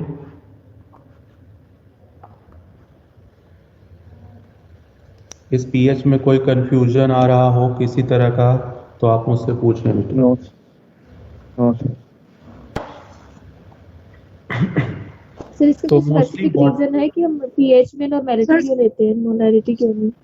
सर नहीं स्क्रॉल बेटी, तो लास्ट में रियल कंसंट्रेशन टर्म्स नॉर्मेलिटी ही है। मैंने आपको पहले चैप्टर में भी बताया था कि कभी भी मिक्सचर का निकालना हो, डाइल्यूशन का निकालना हो, हमेशा आप नॉर्मेलिटी यूज करोगे, क्योंकि n फैक्टर का पंगा पड़ जाता है ना मोलैरिटी में। Yes sir. आपने HCl का 10⁻⁻2 कैसे लिया? कैसे लिया? 0.001 दिया था ना बेटे। 0.00n का मतलब क्या हुआ? 0.001 का मतलब यही हुआ ना। ये दोनों का कैसे लिख दिया, ये पूछ रहे हो मेरे से? क्या क्या कंफ्यूजन बेटे? सर इन दोनों को कैसे लिखा सर? बेटे मैंने एक स्टेप छोटा कर दिया। ये इनिशियल इतना था, ये 0 था। आफ्टर टाइम ये 0 हो जाएगा बेटे, क्योंकि स्ट्रॉन्ग इलेक्ट्रोलाइट है तो 100% डिसोसिएट हो जाएगा ना। Yes sir. तो नहीं समझे? अगर इसका 1 था तो डिसोसिएट होने के बाद 2 बनेगा ना बेटे। Yes sir. अभी समझ आया या नहीं आया? आ गया सर। सर जी बेटे।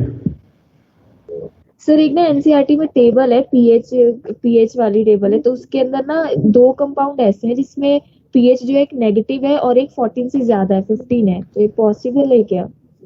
बिल्कुल बेटे, अगर एनसीईआरटी देता है तो पॉसिबल है, लेकिन नॉर्मली कैलकुलेशन के लिए नहीं है, फिर वो डाटा आपको याद करना पड़ेगा। ठीक है? किसी चीज सर के पीएच लिए रेंज तो 0 से 14 ही होता है ना सर, नेगेटिव और 14 से ज्यादा कैसे हो सकता है? बेटे बात वो नहीं है, जैसे बॉन्ड ऑर्डर 3 होता है मैक्सिमम, लेकिन कार्बन मोनोऑक्साइड का 3.5 भी था।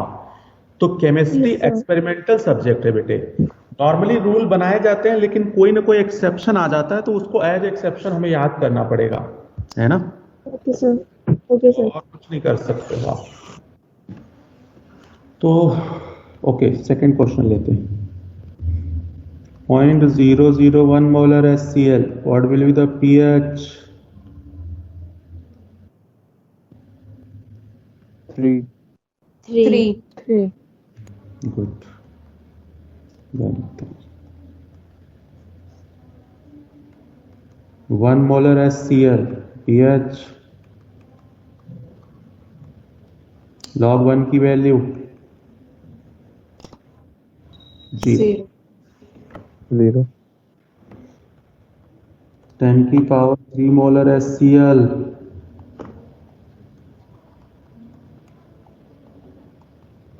-3। -3 का मतलब you can't be calculated. pH negative में नहीं होता, 0 to 14 कंसीडर करते हैं normally, due to very high concentration. मैंने आपको पहले चैप्टर में मिला मोलर बताया था। यस और मिला मोलर याद है आपको? 10 की power 3।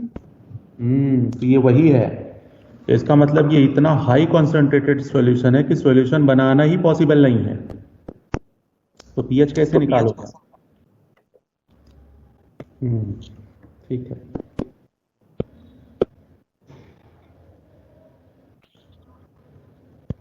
pH, what will be the pH? बेटे फिर वही गलती। 4 जिसको होगा नहीं ना? करवाना। तो ठीक है सर, 4 रहेगी। नहीं 4 यार आप लोग क्या हो, मतलब 2 नहीं होगी तो 4 होगी है?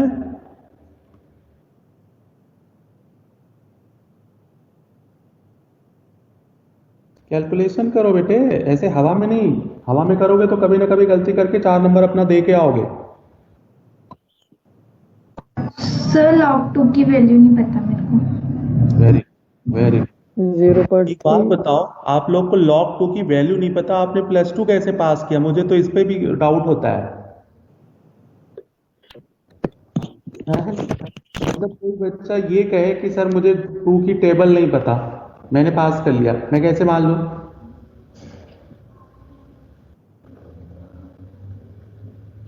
अरे बता दे। सर आप एक बार लॉग निकालना बता देना किसी दिन। ठीक है, टेबल लेके बैठना। Yes sir.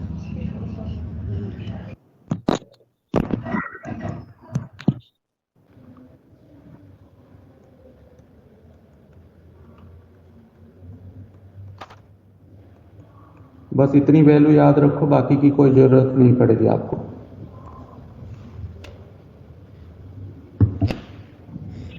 वन 1.697 आ जाएगा सर। 1.7।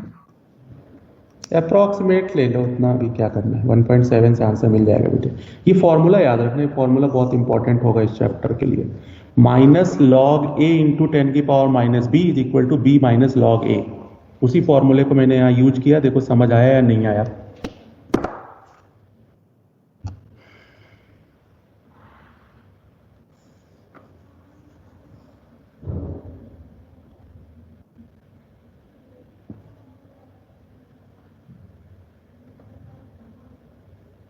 इसमें कोई कंफ्यूजन है तो बोलो।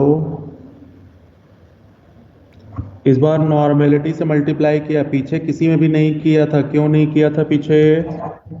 n फैक्टर 1 था। जो आज जैसे आप लोग कहते हो ना कि सर मेरा ये वाला चैप्टर वीक है, वीक हमेशा इसी वजह से होता है क्योंकि ये जो बहुत छोटी छोटी बातें हैं जिसे आपने आज तक इग्नोर किया है, वही आपको वीक बनाते हैं बेटे। लाइफ में ध्यान रखना, छोटी छोटी बातों को इग्नोर मत करो।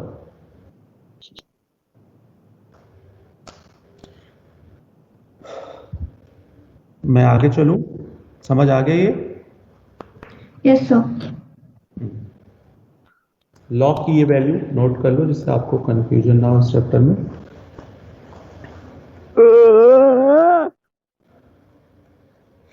क्या हुआ, ज्यादा पढ़ लिया क्या इसने? ये कौन था? वेदांत वेदांत। वेदांत। क्या हुआ भाई? भाई ओवरफ्लो हो क्या गया हुआ? क्या? चलो 3 pH sorry sir 11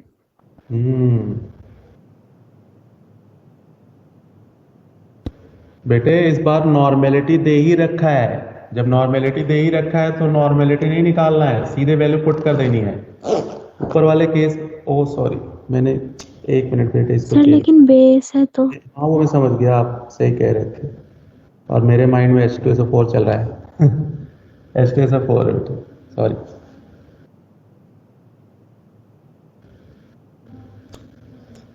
तो नॉर्मेलिटी गिवन है तो आपको कुछ नहीं करना। pH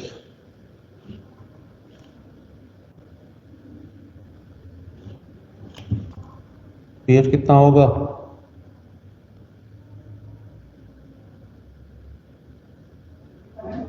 6.98। गुड। 6.5। इस कंडीशन में इसकी जरूरत पड़ेगी बेटे। अब देखो यहाँ 10 की पावर -8 है, यहाँ 10 की पावर -7 है, तो -7 ज्यादा हो गया। अब आप वाटर के एच आयन को नेग्लेक्ट नहीं कर सकते हो, तो इन दोनों को सम करना पड़ेगा। अब तक आपने नेग्लेक्ट किया लेकिन अब नहीं कर सकते हो, तो what will be the total H ion 10 की पावर -8 प्लस -7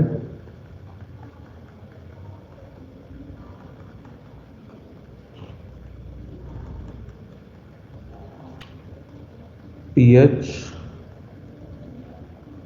1.1 into 10 की power -7 means 7 minus log 1.1। log 1 0 होता है, लेकिन log 1.1 है तो कुछ भी उसकी वैल्यू रख दो, आप कुछ भी रख दो।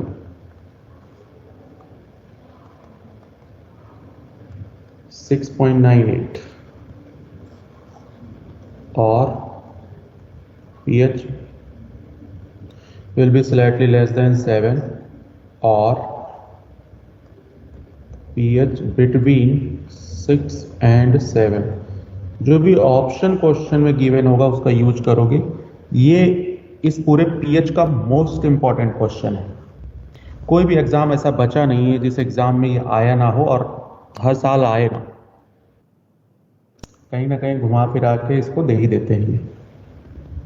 सर दोबारा बता दो एक बार सर, ये आपने ऐड की किया 10 की पावर -7 इसमें। अभी तक वाटर को आप नेग्लेक्ट करते आए थे। क्यों नेग्लेक्ट कर रहे थे वाटर को बेटे? क्योंकि उसकी कंसेंट्रेशन बहुत कम थी। लेकिन अब तो जो एसिड डाल रहे हो उस एसिड की कंसेंट्रेशन ही वाटर से कम है, तो अब आप वाटर को कैसे नेग्लेक्ट करोगे? मेरी बात समझ आ गई? Yes sir. गुड। और कोई कंफ्यूजन बच्चे इसको? सर 10⁻⁻7 पे क्या होगा? न्यूट्रल होगा सर। एसिड न्यूट्रल हो गया। बिल्कुल न्यूट्रल हो जाएगा। ये भी ऑलमोस्ट न्यूट्रल ही है यार। 6.98 ये तो कहने की बात है कि स्लाइटली लेस एसिडिक है। मैंने आपको बताया था ना, उसमें तो कंसंट्रेशन फिर भी ज्यादा है सर इससे तो। हाँ इससे ज्यादा है तो एग्जैक्ट 7 आ जाएगा फिर। यस।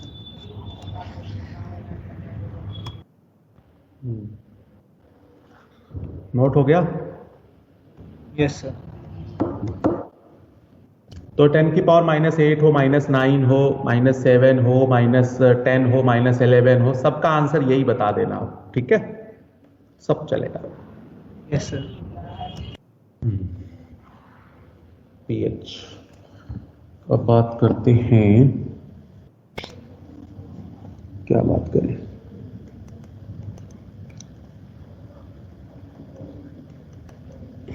वन लीटर वाटर, एक HCl का सॉल्यूशन था 1 लीटर, इसका pH गिवन था, मीन्स इमेजिन करो 4। इसको 100 टाइम्स डाइल्यूट कर दो,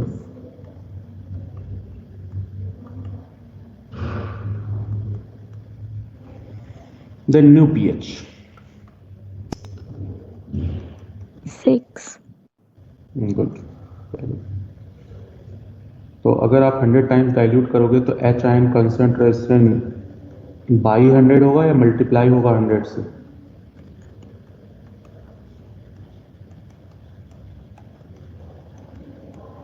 तो pH कितना हो जाएगा?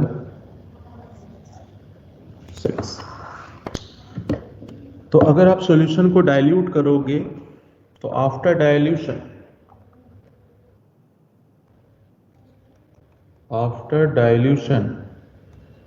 H ion concentration will be decreases and pH would be increases.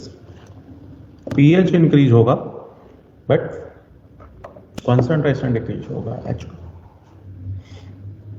अगर concentrate कर देते तो इसका अपोजिट आ जाता, मीन्स अगर एसिड डाल देते तो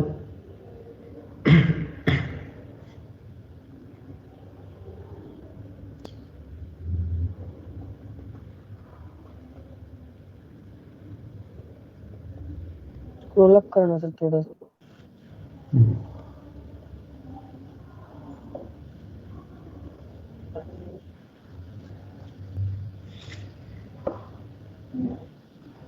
सर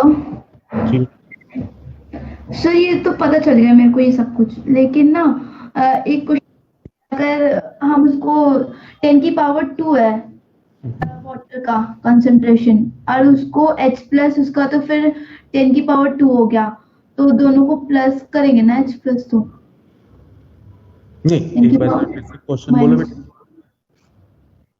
सर हम डाइल्यूट कर रहे हैं तो मतलब वाटर की कंसंट्रेशन 10 की पावर 2 हो गया, H प्लस तो उसका 10 की पावर 2 हो गया, तो दोनों को टोटल करेंगे तो 10 की पावर -2 हो गया ना। मेरे को तो समझ नहीं आ रही है बात कि कैसे आप टोटल करोगे। 100 टाइम्स डाइल्यूट किया तो वाटर की इंडिविजुअल कंसंट्रेशन तो आप कुछ नहीं करोगी ना। हाइड्रोजन आयन HCl का डाइल्यूट हो रहा है बेटे, टोटल वॉल्यूम बढ़ रहा है, इसलिए HCl की कंसंट्रेशन कम हो रही है, वाटर का नहीं। वाटर तो यहाँ इग्नोर करना है। ठीक है, हाँ वाटर इग्नोर करना है बेटे, वाटर नहीं लेना है। Okay sir. Hydrogen ion of HCl 0.01 molar NaOH aqua, now POH minus log of वही 2 होगा sir. then pH will be pH plus POH is equal to 14:12 होगा।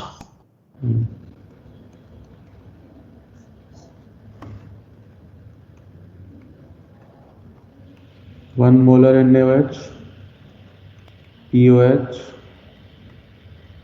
0, then pH is equal to 14, 10 की power 3 molar NaOH, POH is equal to -3, then pH will be 17, which is not possible due to very high concentration of the solution. यहाँ तक clear हुआ या नहीं हुआ?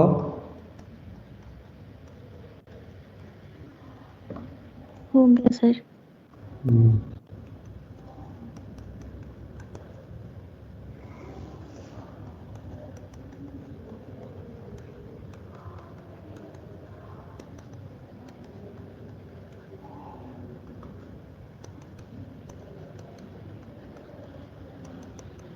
Approximate 1.7, then pH will be 12.3.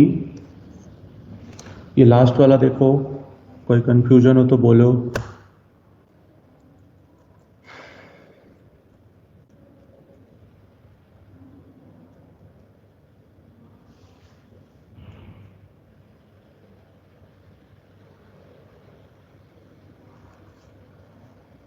हो गया sir.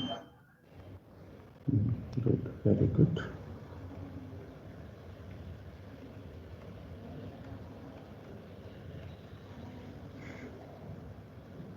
वही है, इसमें अब टोटल लेना पड़ेगा ना आपको। इस बार टोटल OH आयन निकालोगे। मैं शॉर्टकट कर रहा हूं, समझ जाना।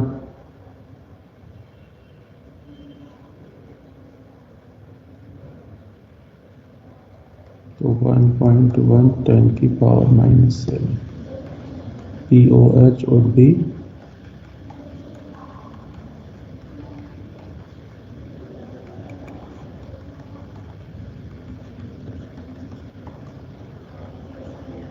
then pH would be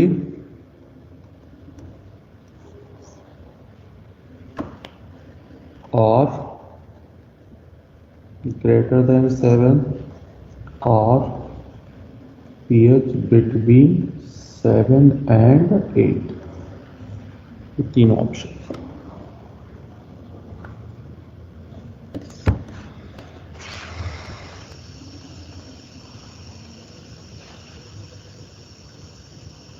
sir ये पता कैसे चलेगा कि ये कब ऐड करना है वोटर के? बेटे 10 की पावर -6 से लेकर के आप ऐड ही करते जाना, कोई दिक्कत नहीं है। Yes sir. अगर सर 10 की पावर -5 हुआ तो?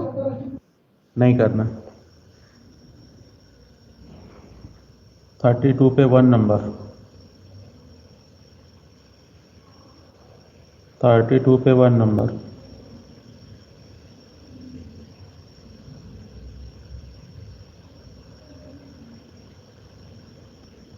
Fourth option.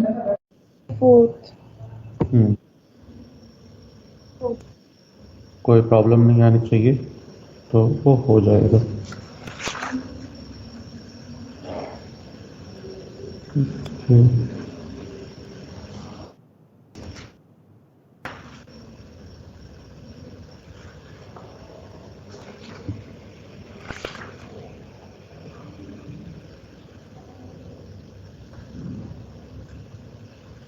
Page number 38,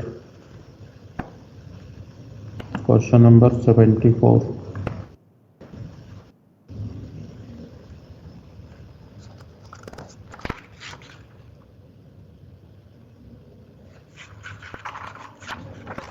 third option.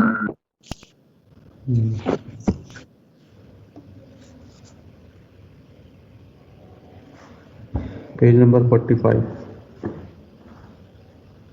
Page number 45, question number 46।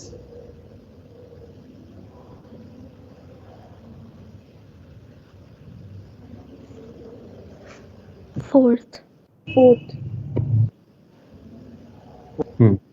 48।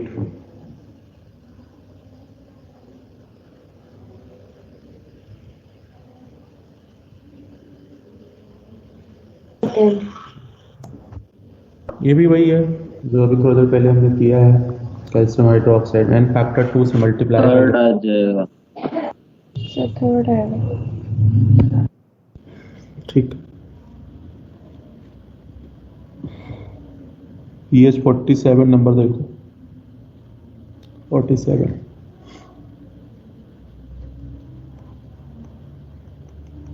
pH of the mixture. Normality of the mixture निकालने का फॉर्मूला आपको बताया होगा ना।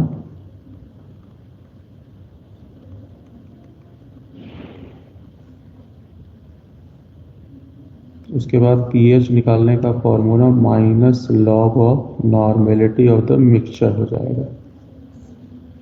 नॉर्मेलिटी ऑफ द मिक्सचर ये वाला फॉर्मूला कब अप्लाई करते थे? जब एसिड प्लस एसिड का मिक्सचर हो या फिर बेस प्लस बेस का।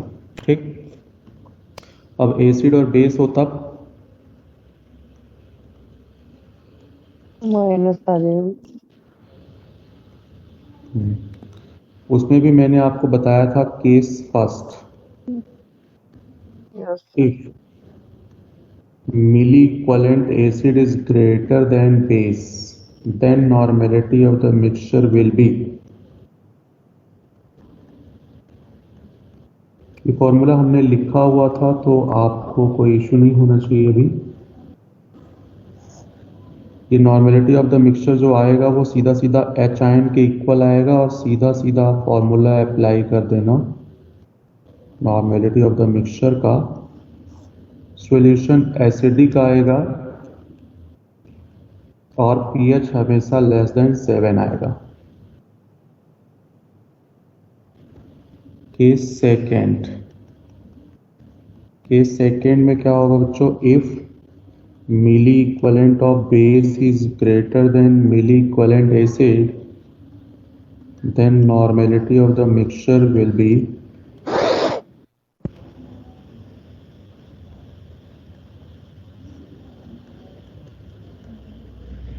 और अभी normality of the mixture OH के इक्वल आएगा, तो आपको पहले POH निकालना पड़ेगा यहाँ से बच्चों।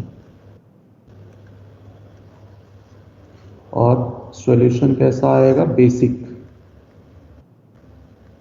और pH greater than 7।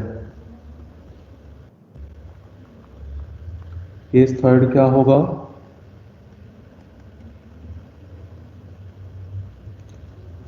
if milli equivalent acid और बेस इक्वल है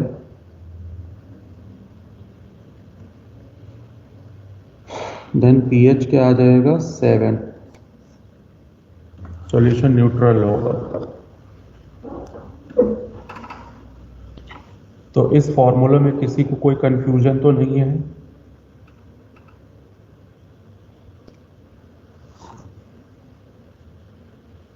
मोस्टली सब बच्चों ने आई थिंक कि पहला चैप्टर किया था, कुछ एक होंगे जिन्होंने नहीं किया था।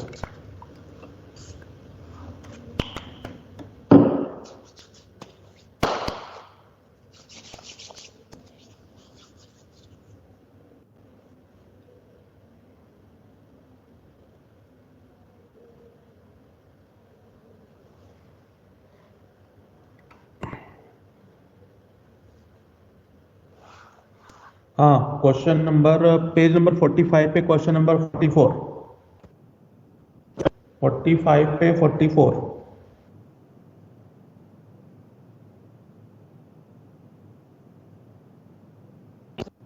सर क्या बताया आपने पेज और क्वेश्चन नंबर? 45 पे 44।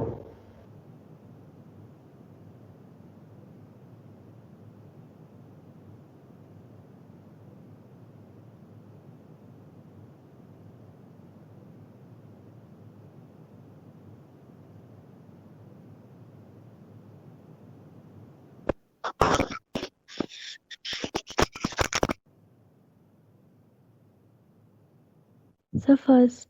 फोर्थ आ रहा है सर। फोर्थ आएगा बेटे, फर्स्ट Fourth नहीं आएगा। आएगा। सर ये फोर्थ यस आएगा। सर फोर्थ है। एसिड बेस है तो ऊपर माइनस कर लो और नीचे सम में 100 कर दो। सॉल्व करोगे तो आएगा आपका आई थिंक फोर्थ आएगा। सर फोर्थ आएगा।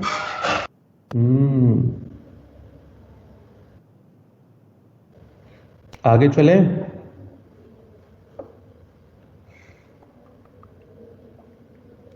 अभी देखो, मीन्स अगर मान लिया इक्वल वॉल्यूम है, HCl solution having pH is equal to 3 and pH is equal to 5 are mixed, then pH of the mixture, pH of the mixture क्या होगा? तो pH अगर 3 है तो H आयन कितना हो जाएगा? और नेक्स्ट का H आयन 10⁻⁻⁵। तो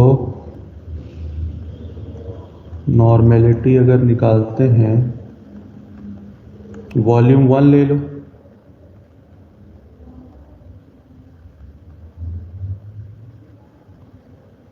वन 112 हो गया, तो ये -3, इसको 5 को इक्वल कर लो पावर को, तो ये आ गया 1.01, तो अप्रॉक्सीमेट 1/2 आ गया, अप्रॉक्सीमेट 1/2 आ गया, मतलब 0.5 को मैं 5 × 10⁻⁻⁴ ले लूँ, तो pH में उठा के पुट कर दूँ, यहाँ से क्या आएगा? 0.7। देखो इसमें कोई कंफ्यूजन है क्या? सेम टाइप का क्वेश्चन 47 नंबर होगा उसी पेज पे। सर आपने 2 से डिवाइड क्यों किया इसमें? बेटे V1 + V2 नहीं लोगे क्या? यहाँ V1 प्लस V2 तो लेना था ना 1 प्लस 1। Yes sir. ये वॉल्यूम आपने लिया है ना, इक्वल वॉल्यूम था ना, इक्वल वॉल्यूम था तो आप 1 1 ले लो, आप चाहो तो 10 10 ले लो, आप चाहो तो 100 100 ले लो, जो भी लेना इक्वल ही लेना। यस सर, समझिए। पीएच लग रहा है कि आ जाएगा कि नहीं, अभी भी कंफ्यूजन हो रही है। यस सर, आ जाएगा।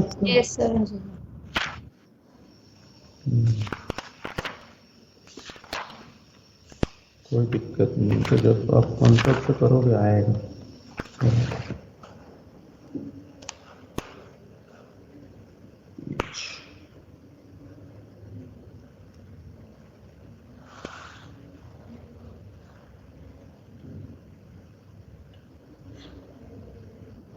आगे चलूं?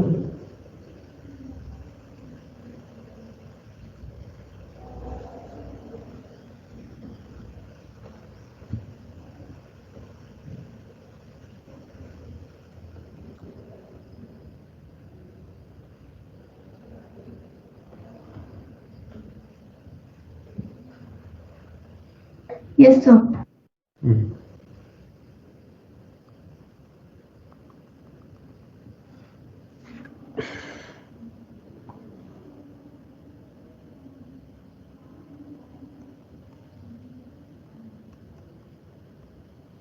pH of the salt,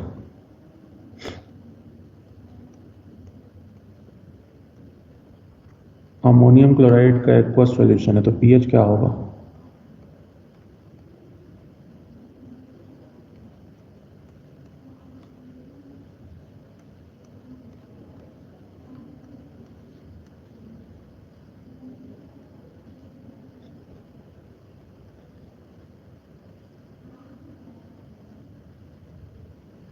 pH equal to less than greater than 7, कौन सा आंसर आएगा?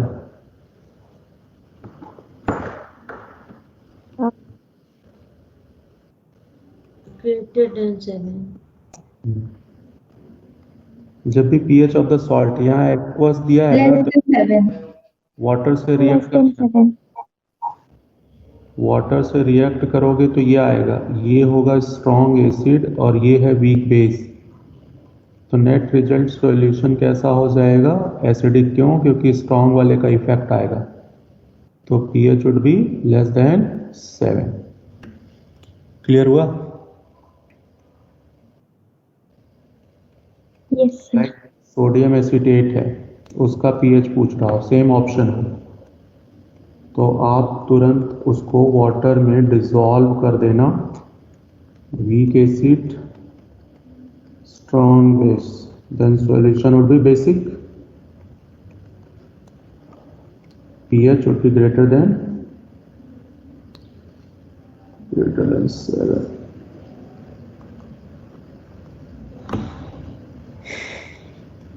NaCl, your favorite salt, NaOH, HCl, strong base, strong acid, then solution will be neutral. दोनों स्ट्रॉन्ग हैं।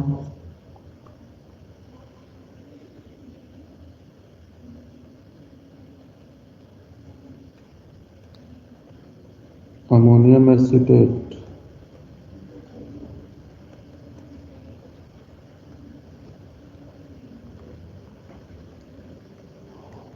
वीक एसिड, जब भी कभी वीक एसिड वीक बेस हो तो pH ग्रेटर भी हो सकता है, लेस भी हो सकता है, इक्वल भी हो सकता है। तो 4 ऑप्शन है, चारों के एक एक एग्जांपल मैंने आपको दे दिए हैं। कोई भी सॉल्ट हो तो इस तरह से आप pH कर। अब आपको मैंने फर्स्ट चैप्टर में हजारों सॉल्ट बताए थे, याद करने के तरीके याद हैं कुछ? कोई एक सॉल्ट बताओ, उसका pH मैं बताऊंगा कि कैसे आएगा। कोई भी एक सॉल्ट आप बताओ उन हजारों में से।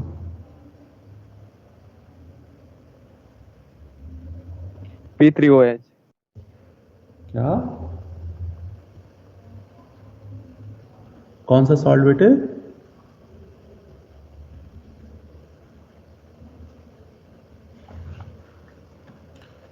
फिर से बोलो। अरे यार इतने सॉल्ट है, कोई तो बोलो। K2CO3. K2CO3, okay. K2CO3, good. Dissolve in water. Then KOH, H2CO3. H2CO3 is weak acid and KOH will be strong base. Then solution will be basic. और कोई सॉल्ट आपको याद आ रहा हो तो? मैं उन हजारों का नहीं बता सकता, मैं तो आपको ये बता रहा हूँ, आप घर पे कोई भी सॉल्ट लेके इस तरह से ट्राई करके इन्हीं 4 ऑप्शन में से देख सकते हो। ठीक है, बोलो और कोई बोलो।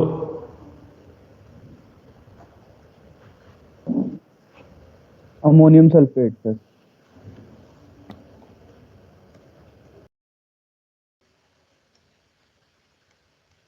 आप बोलो इसका पीएच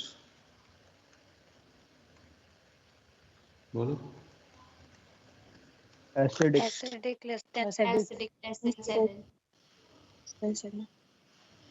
आपको आ जाएगा ना, कोई भी सॉल्ट दिया हो? Yes sir. तो अभी जो आप अनकंफर्ट फील कर रहे हो सॉल्ट का नाम लेने में, इसका मतलब बात वही है कि वहां से आपने सॉल्ट याद नहीं किया है।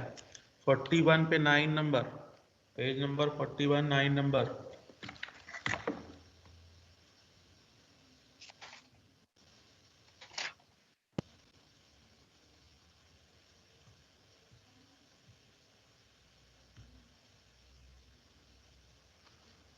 पे 9 number. Second option. First option. अलग अलग क्यों बताते? First. फर्स्ट ऑप्शन है सर। इतना बताने के बाद गलत करते हो ना तो अच्छा नहीं लगता।